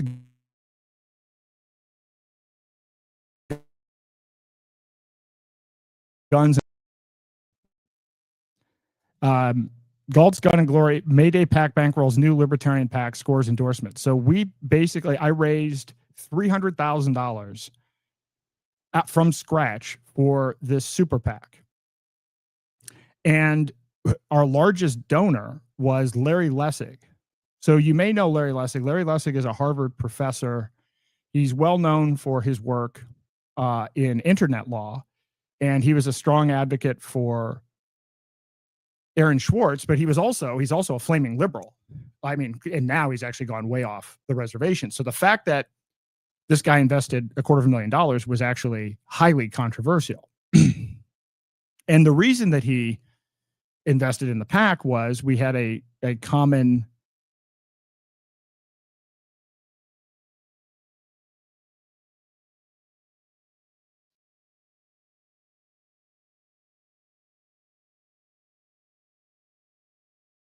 enemy, Republican primary. So we were supporting, and we had this infrastructure built up in New Hampshire. And so we formed an alliance. And let me tell you, this was an amazing alliance. We ended up working with some of the top Democrat activists in the country. And I'm not going to say their names here, but one of them actually flew in to help us work on some of the campaigning straight from Ferguson. She had been at Ferguson during the riots, and then the next day came in to help with this. And one of the other guys is a just notorious activist for doing all kinds of really hardcore on the fringe activism. Yeah, at one point I think he was at the White House and threw small American flags at Putin and Trump, I guess it was at the time. But in any event, these were hardcore people. So we raised $300,000, and the whole broad purpose of this super PAC was to reclaim the House of Representatives and to win enough seats that we could pick the Speaker of the House. And we had a Speaker of the House that would overturn Obamacare Medicaid expansion. So this was the whole primary reason for the super PAC. However, I learned through this process that there's a very small amount of money for state rep races and for Senate. Nobody wants to invest in these things. There's no money. All of the money for politics in New Hampshire comes at the federal level. And because of New Hampshire's critical role in the first in the nation primary, this is where all of the attention goes to New Hampshire. So you have presidential candidates here. You have money coming in from out of state. And so you also have two dominant political families in New Hampshire, the Sununus on the Republican side, the Shaheens on the Democrat side, that are really pulling the strings. They're the ones that are bringing in funds from large organizations to sponsor establishment candidates and so forth. So I realized if I form this super PAC, And I was just focusing on state issues. No one would want to contribute to it, but we could leverage a common infrastructure by supporting these top-down races. And there's some other things you can do with it involving campaign finance law. For instance, there are a completely different set of rules as to what you can do with things like robocalling if it's for a federal race versus whether it's for a state race. So you could do something like do a whole bunch of robocalls, and you could list off a whole slate of candidates that you were supporting, but at the end, if it said, and you listed a federal candidate that you were supporting, and at the end said paid for by, this PAC, federal PAC, then you could actually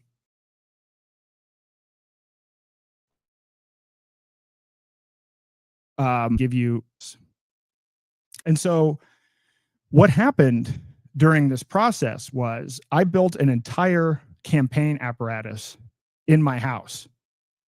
So again, when I'm saying that I was involved, I was running the Republican Liberty Caucus of New Hampshire, and I started this super PAC. This is a picture of a printer that I had, a full printer in my basement. So we were doing mailers, because then there were other issues with some of the companies that were doing mailers would actually tell, rivals when mail literature was going to drop and everything else. And so we literally built an entire campaign apparatus in my house. I had 3 people living in my basement. I had a big house, but the basement was completely dedicated to campaign operations. So direct from Philly, hopefully he'll join in. I've worked with him, George, for over 30 years. In fact, when I met him, he was running a print shop. So he was literally running the entire mail operation. We had another group that was doing call centers. We had another group that was doing, phone banking. We had another group that was doing the robocalls and doing online ads. We had an entire apparatus. And the whole point of it was we were going to leverage this for all elections. So we could build an infrastructure that we could apply to get candidates elected at the local level, at the state level, and at the federal level, although our big interest wasn't really the federal government. It was to make sure that the DC and federal politicians didn't interfere. So this is what was going on. And by the way, this was, I had mentioned that we had people from the press coming to the house trying to film us. We've had to chase people off of the property. At one point, somebody tried to claim I was involved with campaign finance issues, which were completely baseless. But a private investigator for the Attorney General's office broke into my house, literally came into the back door of my house and handed my 3-year-old son at the time a subpoena. So this is what is going on. We had candidates, every candidate that wanted to get an endorsement. Everyone that was running for congressional office or for governor or whatever came to my house. This was part of the kind of interview process. Were we going to endorse them through multiple organizations? Was the RLCNH going to endorse? Was Start 360 going to endorse? Was NHLA? We were collaborating with NHLA. So this was at one point a big operation with full-time people working on it. And then dozens of other people working on it. And it was also cross-party because we had some of these hardcore Dem activists where we had this overlapping alignment in opposition.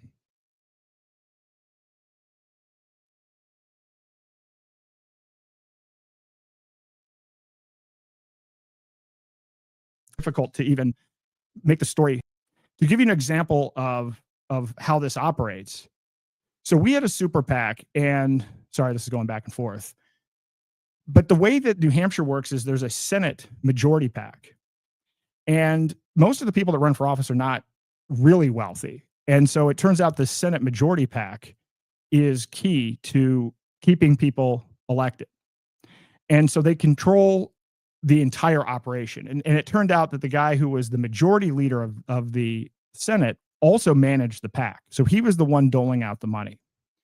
So we quickly learned that the Senate kind of operates like a cult. Their number one rallying cry is unity. They don't care about principle at all. They don't care about the platform. It's all about unity. And the control point was this Senate majority PAC. Well, my super PAC raised as much money or more money than the Senate majority PAC. So this is where this story gets complicated to explain. So remember when I ran for school board, I told you I was attacked by this guy who came out of nowhere Well, it turns out he wanted, allegedly, I got to be careful with the language that I use because he ended up suing me, and that's a whole other story. So I have to use alleged. These are all my opinions, and so we'll just say that I'm trying to explain the story. But my state senator in Bedford, a guy by the name of Andy Sanborn, was the main guy opposing Medicaid expansion. So it turns out when we were primarying all of these senators and when we were trying to stop Medicaid expansion, it just so happened that my state senator was the main guy leading that charge. So we had all of our Liberty candidates, and a bunch of our Liberty candidates either won primaries or didn't have primaries. So now we're facing the general election, and, you know, if you're really interested in the Republicans winning, then you want to have a majority. And so you would be okay with some Liberty candidates winning as well. You would want to bolster your majorities. Well, allegedly, this guy that attacked me in the school board race met with some large donors and allegedly met with our state senator and said, look, unless you sign this piece of paper renouncing your relationship with Aaron Day, I'm going to spend a multiple of, I don't remember what the exact number was, but like a multiple of $25,000 against you in the general election. And so because of this, the Senate Majority PAC wouldn't support our Liberty candidates in the general election. They were spending all of their money only on retaining their incumbent players and wouldn't allocate any money. I even met with the guy that was running the PAC, and I said, look, why don't we do matching funds? So for instance, like, why don't, we'll put in money for Eileen's race and you can match it. And there were 4 or 5 others that we wanted to do this, and they wouldn't do this because of this. And so, I mean, this is when you start to realize how this is really operating. So anyway, 2014 goes on, and we pick up a couple of Senate races. We don't pick up all of them, but we do manage to pick off 2 state senators, which was kind of a big deal at the time. And what I was doing was, in order to get our support, you had to sign a pledge that was against Obamacare Medicaid expansion. And so hundreds of people ended up signing this pledge. In fact, Scott Brown was one of the only people that didn't. The Jim Rubin's, the U.S. Senate candidate that we supported, the gubernatorial candidates, everybody practically signed this pledge, except for, Scott Brown and some of these people in the Senate that were controlled by this group. So anyway, we pick up a couple seats, but that's the couple seats aren't enough to overturn this in the Senate. But we did win enough seats to overturn Medicaid expansion in the House by electing a guy by the name of Bill O'Brien as Speaker of the House. And Bill O'Brien had previously been Speaker of the House when Eileen was chair of the NHLA.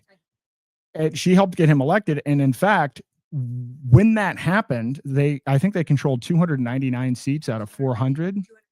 298 seats, and the budget was cut by 11%. I don't mean relative to future projections. They actually cut the budget by 11%. That's the entire state. That's unheard of, and it's certainly unheard of since. That was probably maybe the watermark for politics. Well, anyway, we won enough votes. Our super PAC hit its primary goal, which was to win enough seats in the House to get the Speaker elected.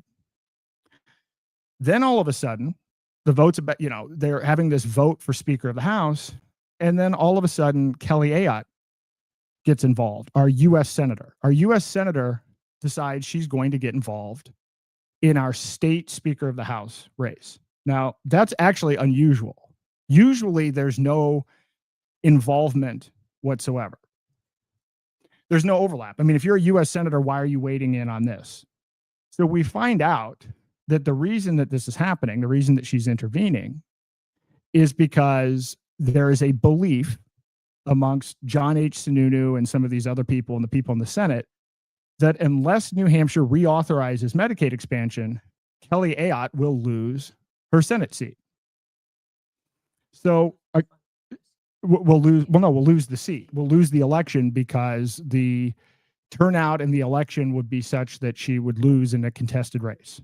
So this was the theory. Now, understand, I'm a free stater. I moved to New Hampshire. I don't care about Washington, D.C. We've put together this PAC, and we've won enough races to reclaim the Speaker of the House race. And now what I'm learning is They're going to keep a multi-billion-dollar Obamacare entitlement that throttles healthcare for the entire state to protect Kelly Ayotte's U.S. Senate seat. So mind you, I've already primaried these people. We've already won these other seats. And I said, you know, I'm not going to be able to do well in a primary because primaries are rigged. This is another part of it. RFK learned this, right? Bernie Sanders learned this on the Democrat side, but this is also true on the Republican side. The candidates that can even run are already pre-selected, and they get support of the party. Even though the party says they're neutral in primaries, they're not neutral in primaries.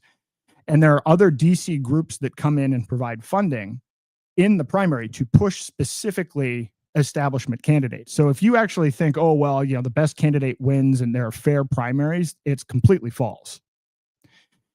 So I'm like, okay, well, how am I going to stop this now? Because we already won fair and square the races. We picked off a couple of these senators, but now they're going to come in and they're using this argument, and they're meeting with all of these candidates, and they're trying to twist the arms of these the members of the House of Representatives, saying, if you don't do this, we're going to lose. Kelly Ayotte's going to lose. So I said, okay, I'm going to recruit a slate of candidates to run for every U.S. congressional race. We have 2 House members of the House of Representatives and 1 U.S. Senate seat. And I said, I'm going to recruit an entire independent slate. Mind you, we already have a Libertarian Party somewhat. But I'm like, on top of that, I'm going to recruit people to run for both congressional seats and for a U.S. Senate seat. And I telegraphed this a year before the election. And what I said is, if you're going to violate the party platform, if you're going to go against what all of the towns and counties say, if you're going to go against what the party says, what the people say, and you're doing it to push a politician so that they can get reelected in Washington, D.C., then I'm going to cost you all of your races by running a third party. So I do this, and everybody's like pissed, and everybody's like, you know, I meet with the, So I meet with the chair of the New Hampshire party, a woman named Jennifer Horn at the time. She spends 3 hours at Panera Bread one day trying to convince me, oh, well, no one believes you'll do it. No one believes you can do it, etc. I'm like, okay, well, after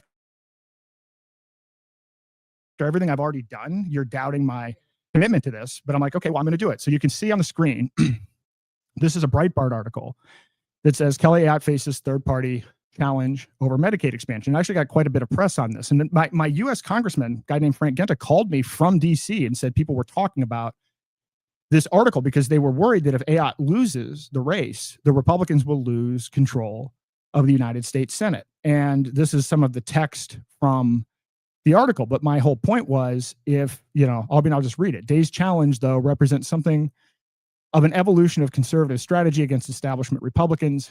Rather than challenging Ayotte in a Republican primary, Day is threatening a third-party independent run. Given Day's activism and stature among conservatives and libertarians in the state, such a run would probably doom Ayotte's reelection, assuring Democrats pick up the seat. Day's threat isn't tied to Ayotte per se, but rather to the larger actions of the Republican Party. If the Republicans in New Hampshire force through an expansion of Medicaid against its own party platform and the public position of most county Republican organizations, then it raises the question of what the real difference is between the parties. If the Republicans in New Hampshire expand Medicaid, he will launch a third-party campaign.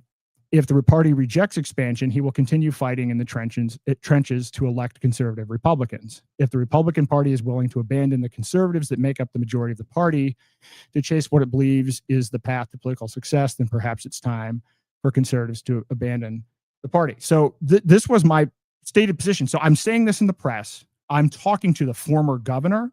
I'm talking to the other candidates that are running for Congress. I'm talking to the Speaker of the House. Everyone knew about this with a year of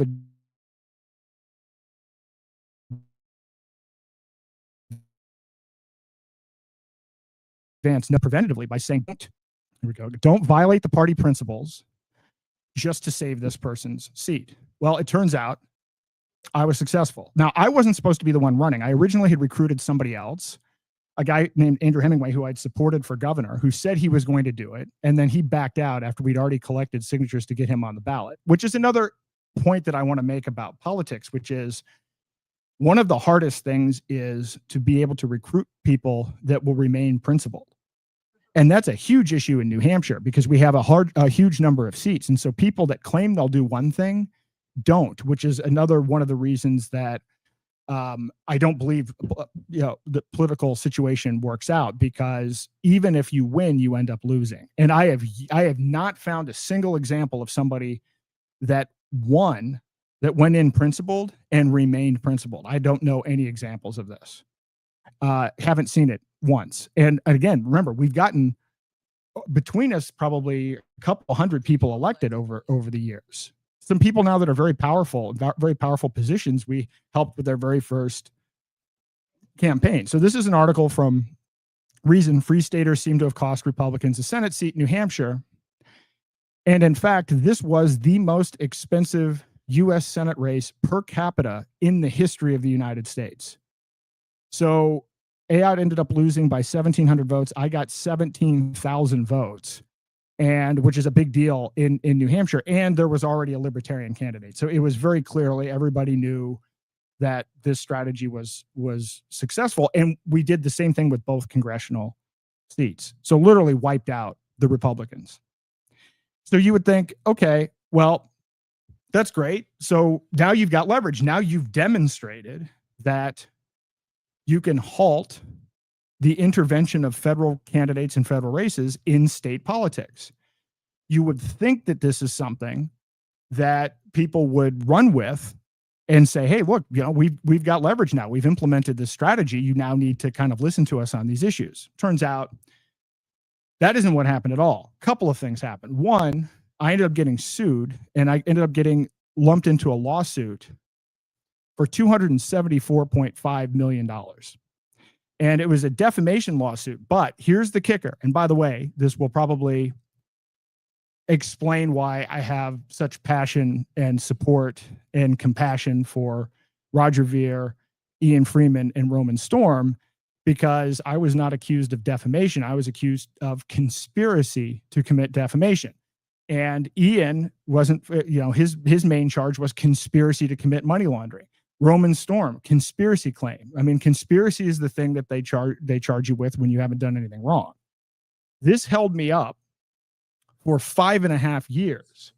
And there will be a Netflix series about this probably at some point. And I'm not going to go into all of the details on the case. There's an X space about this. But what I want to say is that my co-defendant ended up losing at 274, which I believe was the largest case before the Alex Jones case. In fact, I remember Eileen and I were in Ohio at an event, and we had Alex Jones on, and because Alex Jones was talking about the damages had just been assessed, whatever, $1 billion, and they showed this as being the previous largest case. Now, again, I didn't make that.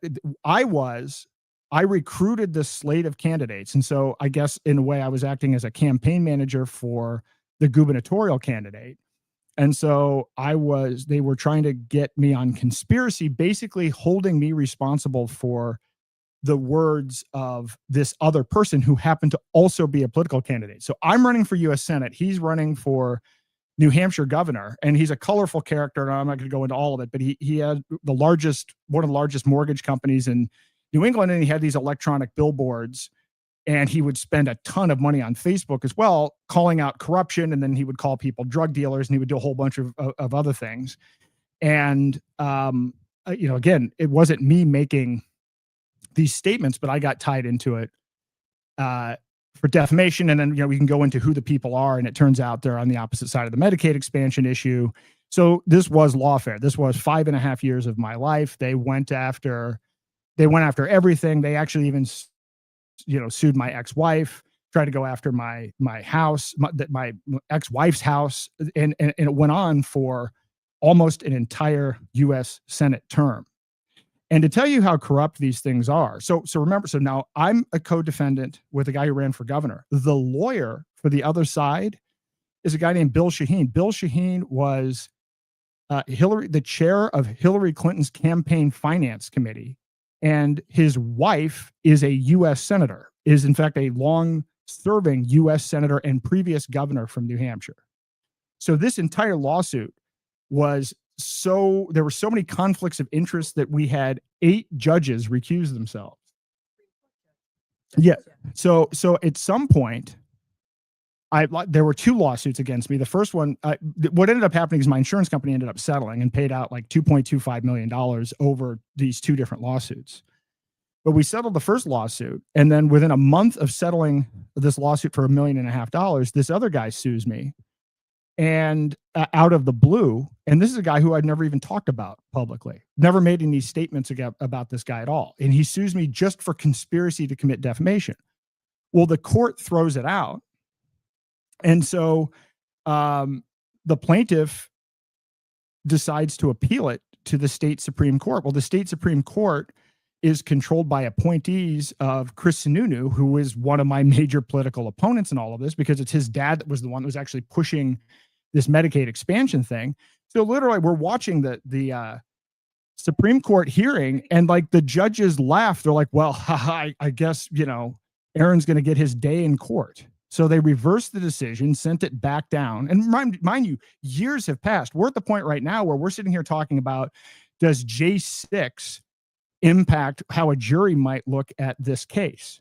J6 from 2021. This is from the 2016 U.S. Senate race. This is how long this is going on. Now, mind you, because it's conspiracy, they're trying to find evidence of, well, have you talked to anybody about this? Because conspiracy is just bullshit. So they're looking for just circumstantial evidence. So at this point, I can't even go to Liberty events, because if I talk to people, they might get subpoenaed. And the last thing I want to do is have a whole bunch of people that end up having to pay thousands of dollars in legal fees and go through this entire process. But that actually happened. There were people that were like, oh, well, yeah, he was at this event and I overheard him say something. And now this is the kind of thing that was going on with this lawsuit. So 5.5 years. So anyway, what's the moral of the story here? The moral of the story here is figure out how it works, build an entire infrastructure, get people elected, find out that it's people at the state level that are pushing this for political reasons. Then you stop that, and then you end up with 5.5 years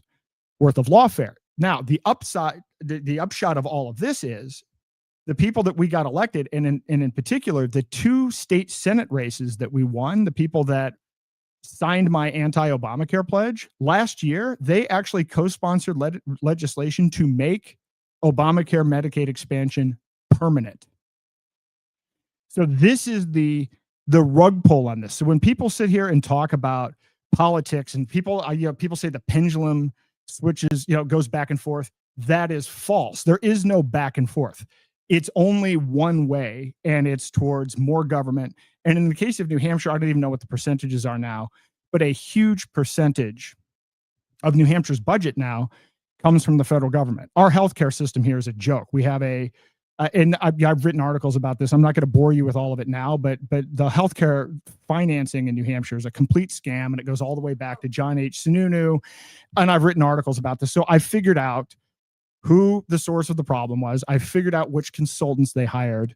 The person that they hired so going back to when we were debating Medicaid expansion, not only did I get all of these towns and counties to sign these resolutions, but I got somebody from Cato, a guy named Michael Cannon, was willing to come in and talk to the president and majority leader of the Senate about his views about what the cost of Medicaid expansion would be. They wouldn't meet with him. And it turns out they hired a consultant that was, I believe, convicted or found guilty of lying to Congress about Medicare prescription Part D, which is the largest entitlement in the federal government. I guess this guy made up cost estimates. This is the consultant that they hired to come in and make estimates for New Hampshire Medicaid expansion. And it turns out everything that I said was going to happen in terms of enrollment and everything, it was worse. We ended up with more people on Medicaid. It ended up costing the state more. It was an unmitigated disaster, but nobody in New Hampshire wants to talk about that, because no one wants to talk about the overall budget or the overall size of government. They cherry pick their bullshit causes. They get their ass handed to them on the big causes, and then they just don't talk about it. And so I'm not trying to pick fights. I don't even engage. I haven't voted since 2018, even though I ran for president. I'm not trying to pick a fight. I'm suggesting to you, and I'm trying to relay some information why, if you're thinking that you're going to make a difference in federal government politics or or state level politics. I'm giving you some pretty inside baseball of someone who's been close to politics for 30 years and very directly involved, that abandon all hope, ye who enter here. This is why you need to focus on exiting and building, because you're just going to end up being completely demoralized, or you will sell out, because you will find that these people end up making these statements. Well, this is just how it works. You don't understand how it works. This is how the game is played. Here's the problem. The game is unsustainable. The game is completely disconnected from first principles. The game is bullshit. And so once people get in the game, all they're concerned about is how well they're playing the game and the power that they're concentrating within it. So if you're actually interested in liberty, and if you're actually interested in freedom, voting is not the way to do it. And believe me, I've only scratched the surface.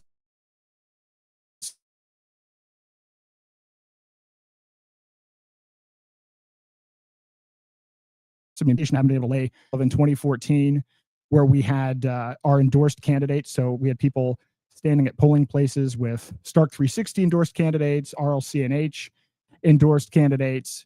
And so this just shows you how involved we were. I mean, this is one example. We had signs. I don't even know how many signs we bought. We blanketed the state with signs. We had these Stop Scott signs. I showed this. I didn't explain what this was. Scott Brown, by the way, is running for U.S. Senate again. But we had these Stop Scott signs. So remember, I told you we partnered with Mayday, and they brought in these hardcore activists, the ones with, was it Ferguson and so on and so forth. Well, they came in and they recruited a bunch of people like junkies, homeless people or whatever, to go distribute these door knockers. So imagine this is a door knocker that goes on your doorknob. It's the size of a pizza box, and it says Stop Scott. And there's a link to Anybody But Brown. So they built an entire army of people to go throughout the state of New Hampshire with these door knockers. And let's just say Scott Brown is to this day not a friend of mine. And people, by the way, keep calling me, asking me to run for U.S. Senate again. Yeah, people keep on asking me to run for U.S. Senate again against him because he's running. And I'm like, I don't even care about this anymore. But this is just, you know, trying to explain the extent to which this went. And by the way, and to show you how bad this got, even beyond, I mentioned Andy Sanborn was my state senator who was pushing opposition to Medicaid expansion. It's a group of people that sent out 3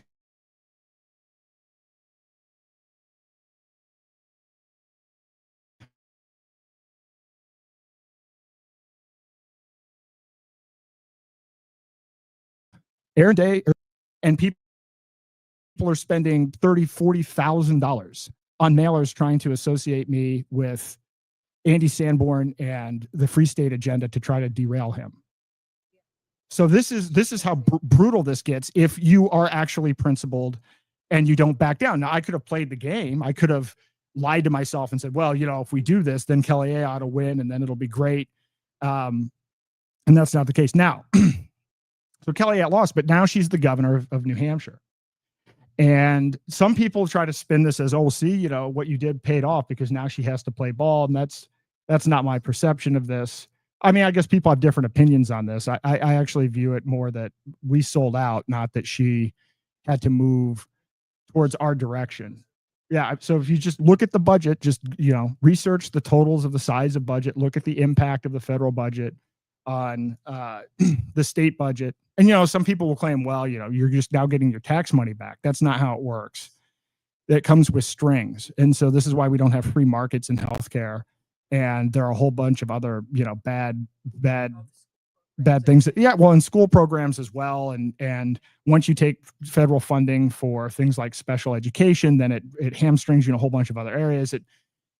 It screws everything up. So anyway, did all this work, got sued, dealt with lawfare, was victorious with both winning enough votes for the Speaker of the House, victorious in blocking these federal races.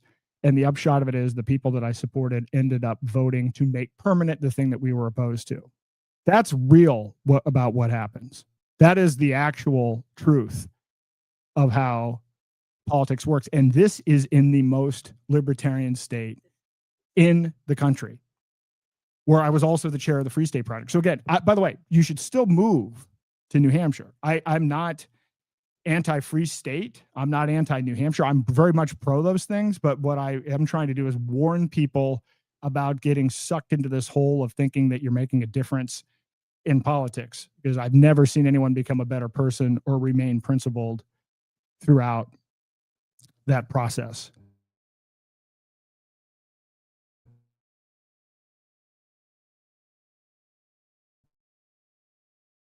So, that's an abbreviated version of this. I'm not in the lawfare situation. I did have a few, what? Yeah. Well, yeah. My, Eileen ended up working on the legal aspects of the case and actually got something all the way up to the state Supreme Court. That's a whole other story for another day.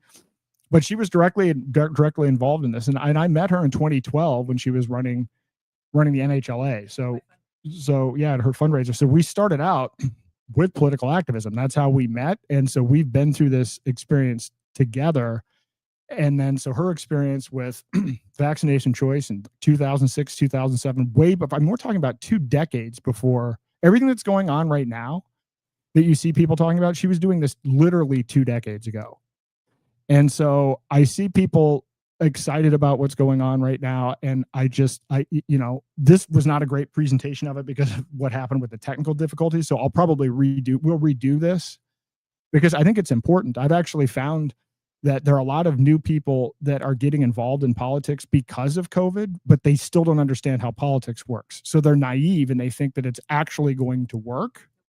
And they don't know any of the stuff that I just told you about the inner mechanics. But I'm going to walk through some high level things that are generally true about politics. And I've left out some details. So some of the things that I learned in this process are, for instance, we had this campaign apparatus, right? So I've got this printer. We've got this whole setup in my basement. Let me see, pop this back up. So we've got this is my digital printing press. We've got like 3 people that are doing coding to get robo-dialers working that are really unique. And by the way, we're using crypto. We took donations in crypto and we actually paid activists in crypto. This is 2014. So for these, any of these fucking Bitcoin maxis on here that want to talk about, oh yeah, you don't understand how it works. We were literally, Patrick Byrne donated to this.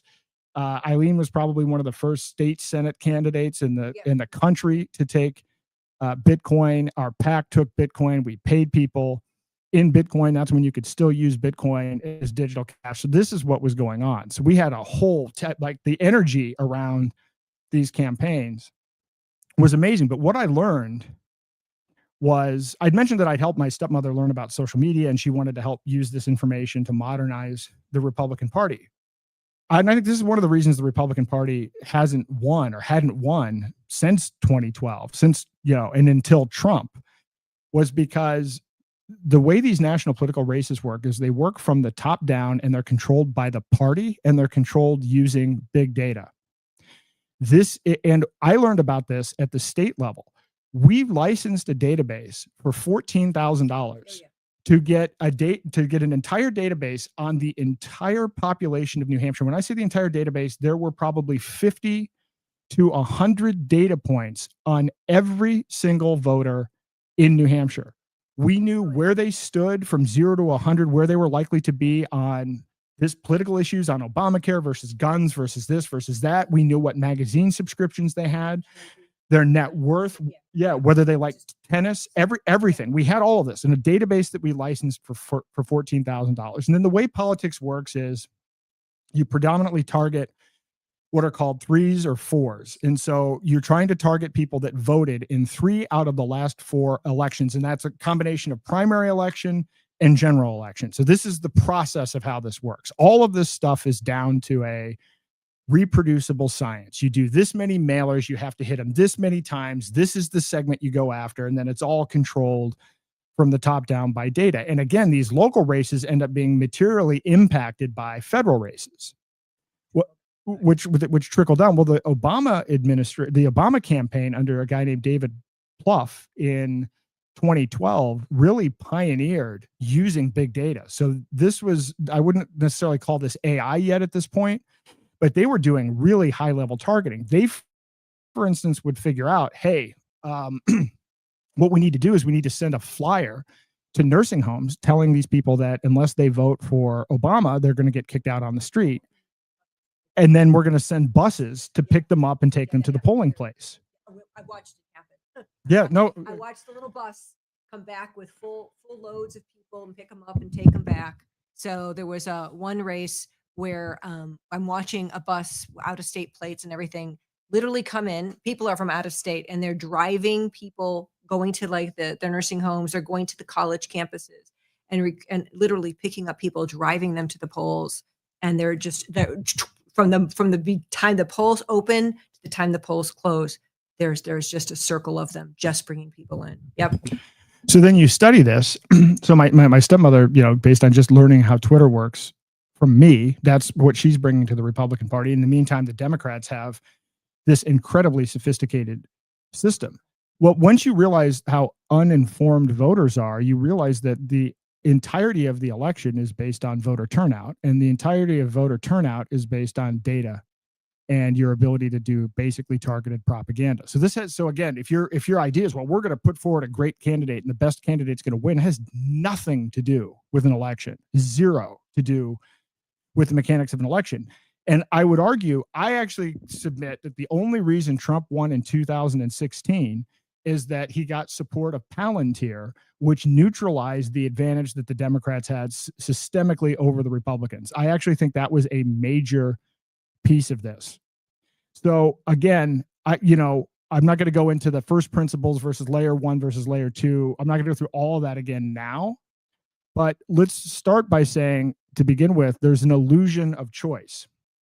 You're not picking between the best candidates within either party at all. The candidates are selected, and it's controlled by the party apparatus and by the pre-existing funding sources and organizations outside in Washington, D.C. This is why RFK, I don't know why he was surprised by this, but couldn't even participate in the primary process. This is what happened to Bernie Sanders.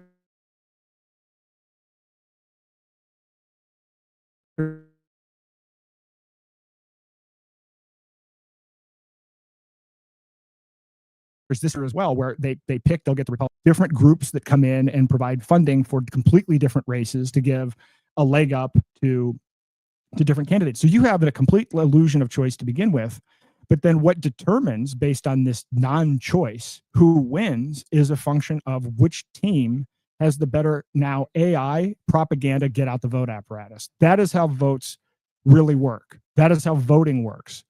So you have teams of people that are crunching data and literally putting together, because you can target it. You can see, I know this about, I can cluster based on this data that we have and all these data points. I'm going to send out Facebook ads that are, say, one message to one group and a different message to another group. And then I'm even going to target somebody's next door neighbor. This is what elections are all about. It's not about ideas, and nobody's talking about first principles. It's about manipulating people on the basis of data to get elected, to push whatever the corporate agenda is of the people that are actually funding the underlying apparatus. That is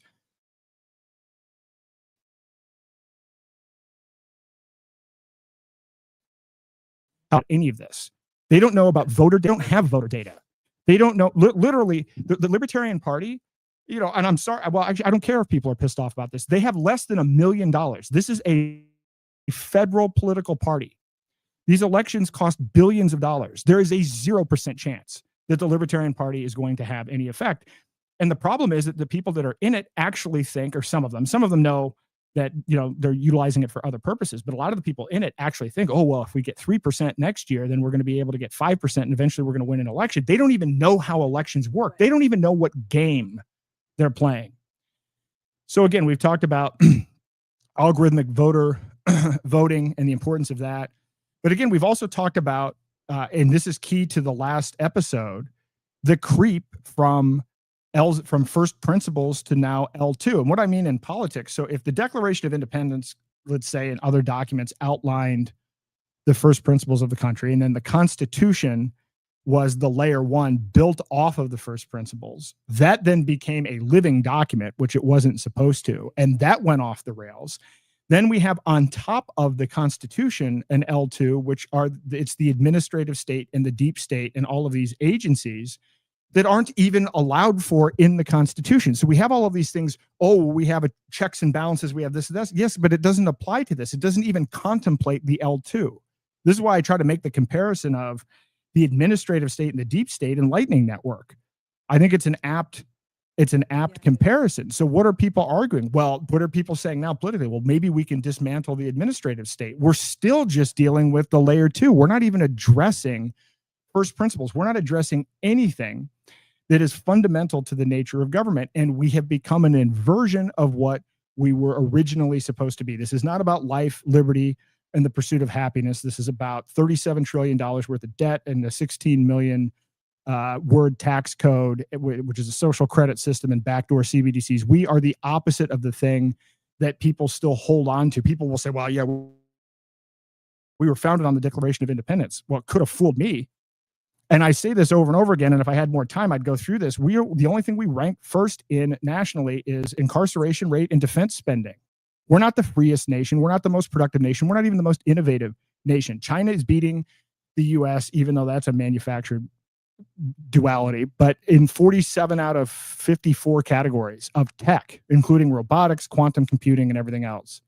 So whatever that you think, if you're rallying around, trying to confuse the original foundational first principles, confusing that with what we actually are, that is why I think Americans are the most brainwashed people on earth and why voting doesn't matter. One of the other things that I've said to people when I went through this whole first principles exercise is I was like, find me an example of where an empire or a nation righted the ship and corrected itself. And you will not find any. Nations go through this boom and bust cycle. And look, if you look at the Jerry Springer show that is Congress, do we really think, these aren't like Roman senators having enlightened, wise discussions. This is a carnival show at this point. And as I state very frequently with respect to fiat currency, the dollar is flashing red on all 7 indicators of a failing fiat currency. So when people say to me, well, because usually when people say, well, I'm still going to work within the system, these people don't know any of the stuff that I just told you. They don't know how voting works. They don't know get out the vote. They don't know how the parties work. They don't know the party selection process. They're unaware of the fact that voters, 2/3 of them can't identify the 3 branches of government. Only 28% of 8th graders pass in civics. They have no idea what game they're in. And these people are wasting and squandering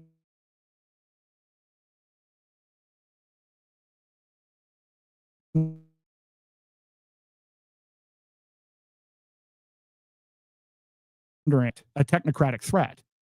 What game they're in, or how you could even win an election. It's kind of a joke.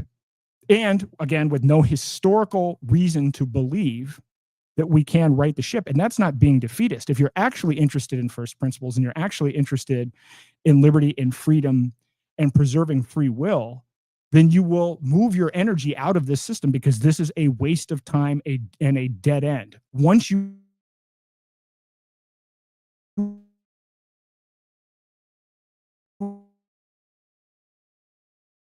understand intentions really about liberty, unless you are actually just interested in power and all of the other things, and you're just using liberty as basically a talking point and a strategy to consolidate your own power. So again, at this point, we are rearranging deck chairs on the Titanic. I think that is clearly the case. Again, what are we talking about? What are we debating? We debating, are you a Andrew Tate person, or are you a Jeffrey Epstein person? Are you for big pharma, or are you for AI mandated healthcare? Right? We're not even talking about anything important in terms of first principles. And then we get caught up in these culture wars, and then we go off on these tracks. No one is having a conversation about how governance might actually work, or how the absence of governments might actually work.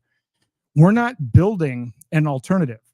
So to be very clear, what we're entering now is a controlled demolition, and the technocrats have already been building the solution for almost 100 years, but in earnest since 1973. So they're already developing all of these social credit systems, digital ID, AI surveillance. And what are we doing? We're going to win an election, but we don't even know how it's played. We don't even know how voting works. Or we're going to win locally. How are you going to win locally? How is winning locally going to stop the technocratic apparatus? Now, maybe you can win locally. Again, I'm in the most libertarian state in the country, and I will tell you that most of the local wins have gotten reversed. But most of the people that I know that are talking about local strategies live in places like New York and California. You have zero chance. So at least if you're going to adopt a local strategy, move. Don't talk about your local strategy from New York or your local strategy from LA. Sit down and do an analysis of what it would take to win locally based on the numbers, based on the fact that you actually have to get votes, based on how the system works. And then when you calculate the amount of money involved and the probability of being successful, unless you're an idiot, you will abandon that strategy. Just when you think about that, when you're thinking about that, are you thinking about one person? So if you have a legislative body, if you have a group of 5 people, one person out of 5 is going to do what? Very actually really very little. You think they'd be the holdout vote, but not necessarily. Not necessarily. So you have to think about, well, if I try to get one person elected, it's not one. You have to get, but voting is about 50% plus 1. So you have to think of it that way. So what would it really take to turn something enough to make a difference, to be able to shift it and the cost and the probability of actual success? That's what people don't think about. So I don't want people thinking they could, if I get one person elected, that's going to make zero difference. It would be like me winning the election for being in the Senate. It would have been a tremendous just waste of time. Well, I mean, so this is an example in New Hampshire. So in New Hampshire, we had these things where we were fighting real ID and we were fighting all these things and we had wins. We had what we thought were wins. Well, what happened with that?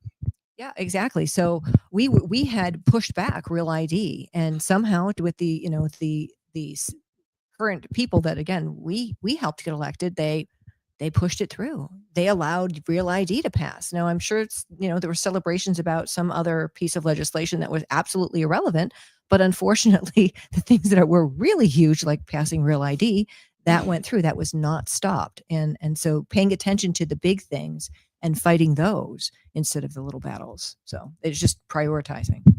So I will tell you this. So after doing all of this, because after building the super PAC and doing all this other stuff, and after winning enough votes to take back the Speaker of the House and everything, my intention was to then turn that into like a 501c4. And we were going to use this as an infrastructure for races at the local level and the state level.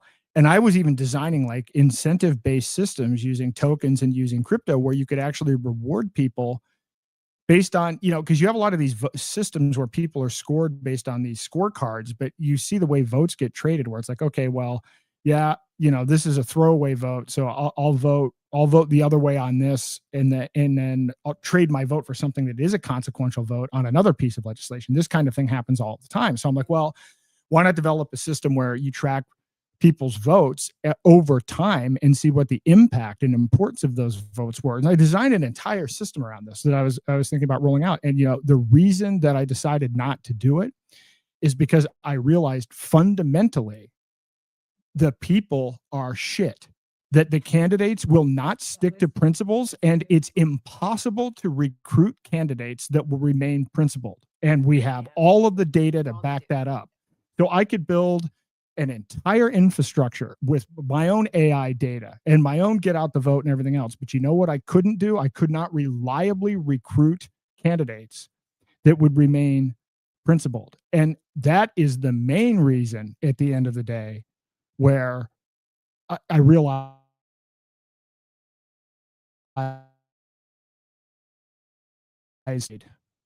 works against you, then it's over. I don't mind fighting opposition. I don't mind fighting statists or fighting people that are pushing for these other things. But when it's your own people that sell out and that predictably sell out on all of the big things and then just bury it and only tout these, niche things as victories, then why spend all of the intellectual effort and resources building the infrastructure? Because it's a no-win proposition. Now in New Hampshire, we have a 424 person Congress, the House and the Senate, which is like the third largest deliberative body in the world. It's almost the same size as the United States Congress. So in a way, doing all of this political stuff, and New Hampshire is a microcosm of the entire country. We could have expanded out if this model worked. We could have expanded this out nationally in terms of the infrastructure and everything that we were building out, because most of the political consultants and everything else, I mean, you want to talk about some slimy people, the whole industry of people that are service providers and campaign managers and everything. I mean, there is a category that is below politicians and used car salesmen, and it's the consultant class to the political class. Those people are a whole new level of parasite. And so the whole thing's actually not all that, again, and at some point it's like, do I want to spend my time interacting with these people? So I could go on for a long time. I'm going to see if anyone wants to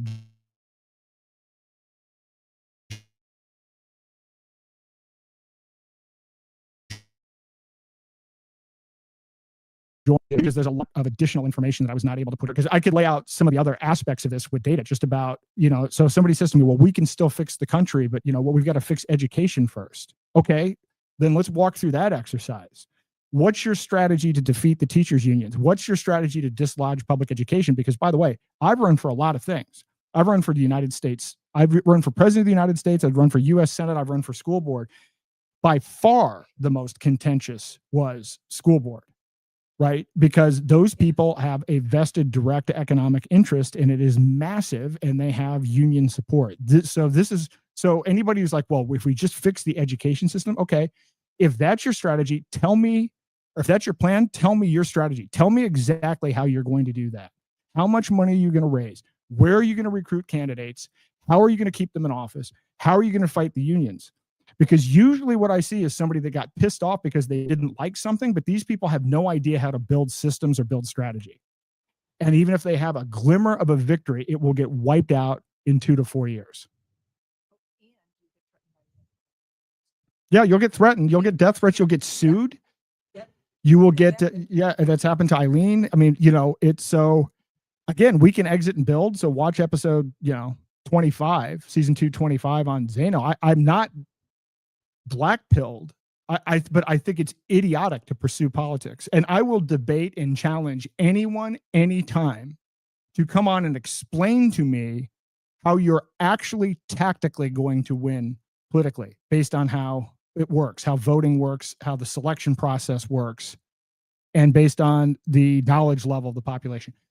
Tell me how you're going to do that. Give me the bullet point plan, not just, oh, well, this is a sense of patriotism. If we don't all work together, we're screwed. I don't want to hear bumper stickers or bullshit. I want to hear somebody that actually knows how any of this works to explain how it's going to work. And it has never, ever happened. But I'll debate anyone any day of the week on this topic. We need to get people interested in reclaiming their free will and building alternatives, not wasting time on an inversion of the founding principles of the United States. So with that, I'm going to send a link around. I don't even know if anybody's hearing this at this point. You want to click on the StreamYard link that I popped in there. Again, I do apologize for the technical issues. I don't even know if people can hear this right now, which is a shame. Well, at the end, I mean, again, if people even hear this, but I wanted to get Dan O'Neill on here because Dan,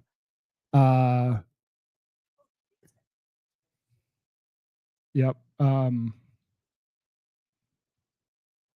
Dan's got great experience with the Libertarian Party. I was talking to somebody today about the Libertarian Party, and I'm not trying to pick, look, I'm a lifetime member of the Libertarian Party, which means I gave them too much money a while ago. But I look at this and it's like, it just doesn't even make any sense to me. How are we going to, whatever. There's so much more I could unpack. And this was my entire life. I mean, I spent 20 hours a day doing this. I am. Can't be on tonight. Have to leave soon. No, that's too bad. We'll do this one again, and I'll do a super condensed version, but that gets all of the main points. Well, I mean, a lot of it was talking about the first principles stuff. I'll just redocument. I mean, we ended up with a bad internet connection, and I couldn't find some of the some of the slides or some of the other information that I wanted to put on there. But and if anybody has any comments that they want to put in the chat, I've sent a note around to a couple of people, Dan O'Neill and some others, if they want to join, and I'll give them, maybe 10 minutes or so. And if no one joins, then we'll we'll call it a day on this one, and then schedule a new date to do this, because I am passionate about this. I am watching people waste time on this. I'm watching smart people, well-intentioned people that are interested in the truth, are interested in freedom, but they don't know how any of this works, and they are on a hope and a prayer, thinking that we're going to fix it this time, and it's not possible, and their energy could be put, frankly, towards anything else. I didn't even mention the fact, I should have put this on. I actually started Daylight Freedom Foundation, which exists now, which Eileen and I started, whatever, a year and a half or so ago. I originally started Daylight. It wasn't Daylight Freedom, but it was the Daylight Network in 2008 when the Tea Party movement happened. And this is when my company was originally destroyed by Obamacare. And when I say destroyed, I mean, I'll even do an expanded explanation of that. The interview that I did with the Epoch Times actually goes into that in pretty interesting detail. But I was on the first formation call for the Tea Party after Rick Santelli did his rant on CNBC. Like the next morning, I was on a call, and I created the Daylight site as a way to crowdsource auditing the federal government. So basically, it was a website that broke down information by every department of the federal government. There was an interactive pie chart. You could drill in and see what the expenditures were. You could also analyze legislation and spending bills that were being put up. There was something called the Porculus Bill, but believe it or not, in 2008, I built a prediction market into this Daylight site. So you could actually, probably should have done the prediction market on something else, right? But I mean, we would do things like, this is when the market dropped 777 points that one day. I mean, I would have prediction markets. How many points is the market going to drop today? 500, above 500, below 5, whatever it was. And I had integrated a points-based system and everything else. And that's when I learned, I'll tell you really learn very quickly how economically illiterate the population is.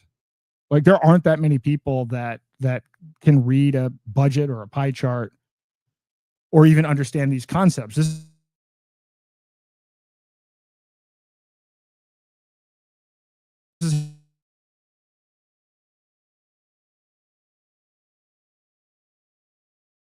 how we're living in an underlying. The Sweeney is selling blue jeans and whatever the other concept is.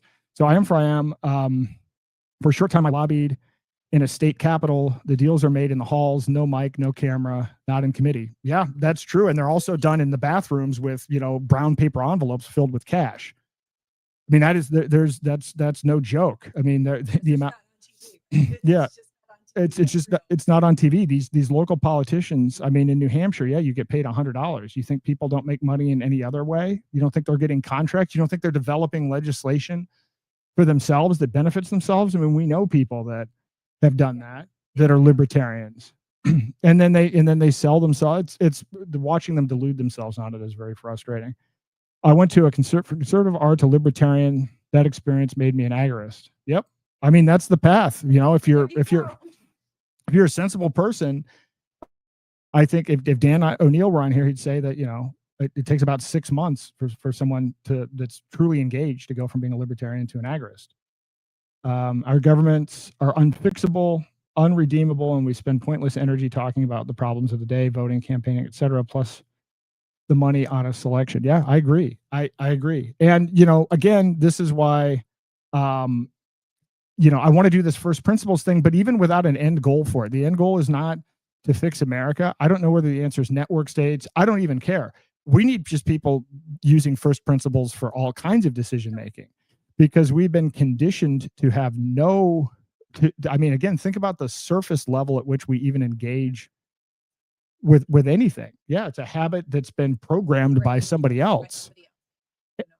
And we're about to make some tragic mistakes with things like AI, that there are first principles that are driving AI development, and they're not first principles that people would agree with if they understood what they were. Blockchain voting is a promising solution, but in a corrupt system. Look, so Patrick Byrne talked about blockchain-based voting systems and everything. And, the thing is, it does come back to, if we have people that don't have principles or values, that are uneducated, then the actual integrity of the ballot isn't really the problem. I mean, that is also a problem, right? I mean, we probably never really had a fair election. I mean, you can go back to Kennedy, JFK, and things that were going on in Chicago and so on and so forth. It's not like voting irregularities are new. They're probably the norm. Newspaper satire ads from the 1900s. Yep. They were the same thing. It was all corrupt. It was politicians getting paid off.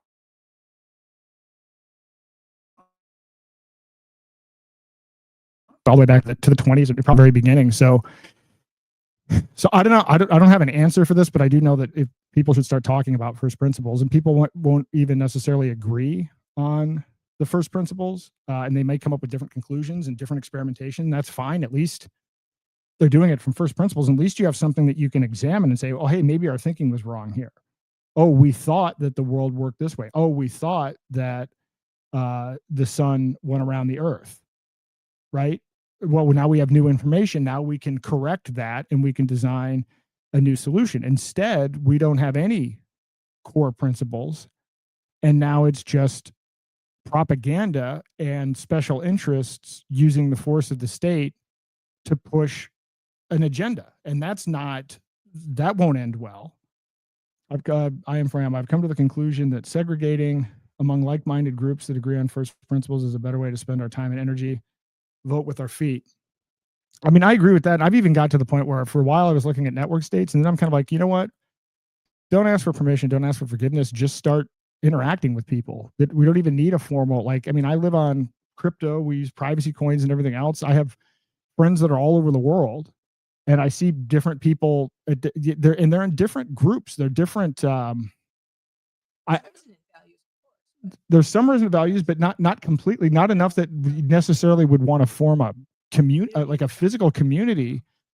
But and by the way, but maybe you don't need that. It's like, okay, well, I'm hanging out with this guy in Mexico. I'm hanging out with this guy in Amsterdam here, and we're able to voluntarily interact with one another, and we don't need any state apparatus. We don't need any fiat currency. So I'm actually at the point where I'm looking forward to having these first principles conversations, but I'm not even doing it from the perspective of thinking that at the end of this, I'm going to find my home somewhere.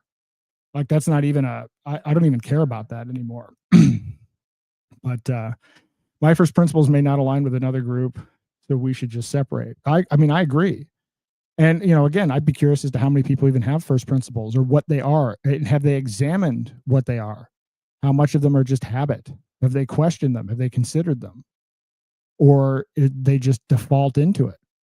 And I think that, again, people need to exercise their free will, and people don't even recognize that they have free will, which is I guess a fundamental problem to have to try to resolve. Well, it looks like I don't think Dan is going to join, or George, or some of these other folks. So we'll do this again. We'll do an abbreviated version with. I'll lay out the timeline a little bit better, condense some of the information, and then make sure we get the Q&A structured properly. Again, I apologize for I will tell you what happened. I turned the Bluetooth off on my computer so that Eileen's headphones wouldn't interfere, because it was connecting in with the feed. So then when I turned off the Bluetooth, I couldn't use my keyboard and mouse. And so that I didn't even have the ability to turn on Bluetooth, which is a weird thing, because now I can only use the keyboard, but that doesn't give me the ability to turn Bluetooth back on. Anyway, I'll troubleshoot that, but this is what's going on. So this is why we're now using a different laptop that's connected to a hotspot, and so on and so forth. So this isn't this is not ideal. We will be back in the studio next week, and with all new equipment and everything. So this won't happen again. I apologize, and appreciate everyone for hanging on if you did, and for putting up with the production issues. So thank you very much. You want to? Thanks everyone for listening and for your time. All right, thank you. All right, and hopefully Eileen will be back more. I'm trying to get her to do this more. She's a wealth of knowledge on a whole variety of topics, so hopefully we'll be seeing her more. All right, I'm going to play a song on the way out. Hopefully you'll hear it, and we'll see you next time. We don't bow, we don't break, we don't give what they can take. We don't bow, we don't break, we don't give what they can take. Roger stood with fire in his hand. Wheeling built a haven on free land. Roman wrote the code they fear the most. Now they're ghosts in the machine they boast. They dress it up as law and order, but it's chains across the border. Can't hide the truth in paper lies. Freedom's got a billion eyes.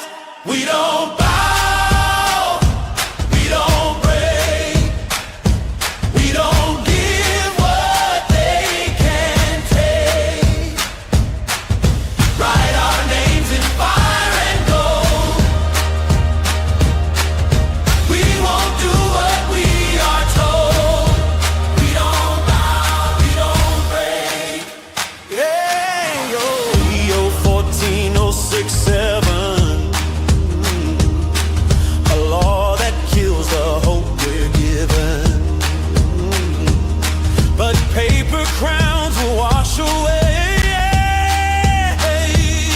when the people rise one day.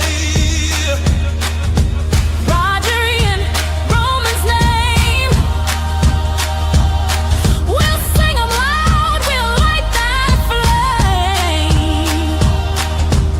Every cage they try to build, ooh, will break when voices won't be still. Roger, we will stand for you. Ian, we will fight it through. Roman, your code will run. Freedom's rise has just begun. We don't bow, we don't bow, we don't break, we don't break, we don't give what they can take. We don't bow, we don't break, we don't give what they can take. Write our names in fire and gold. We won't do what we are told. We don't bow, we don't break, we don't give what they can take.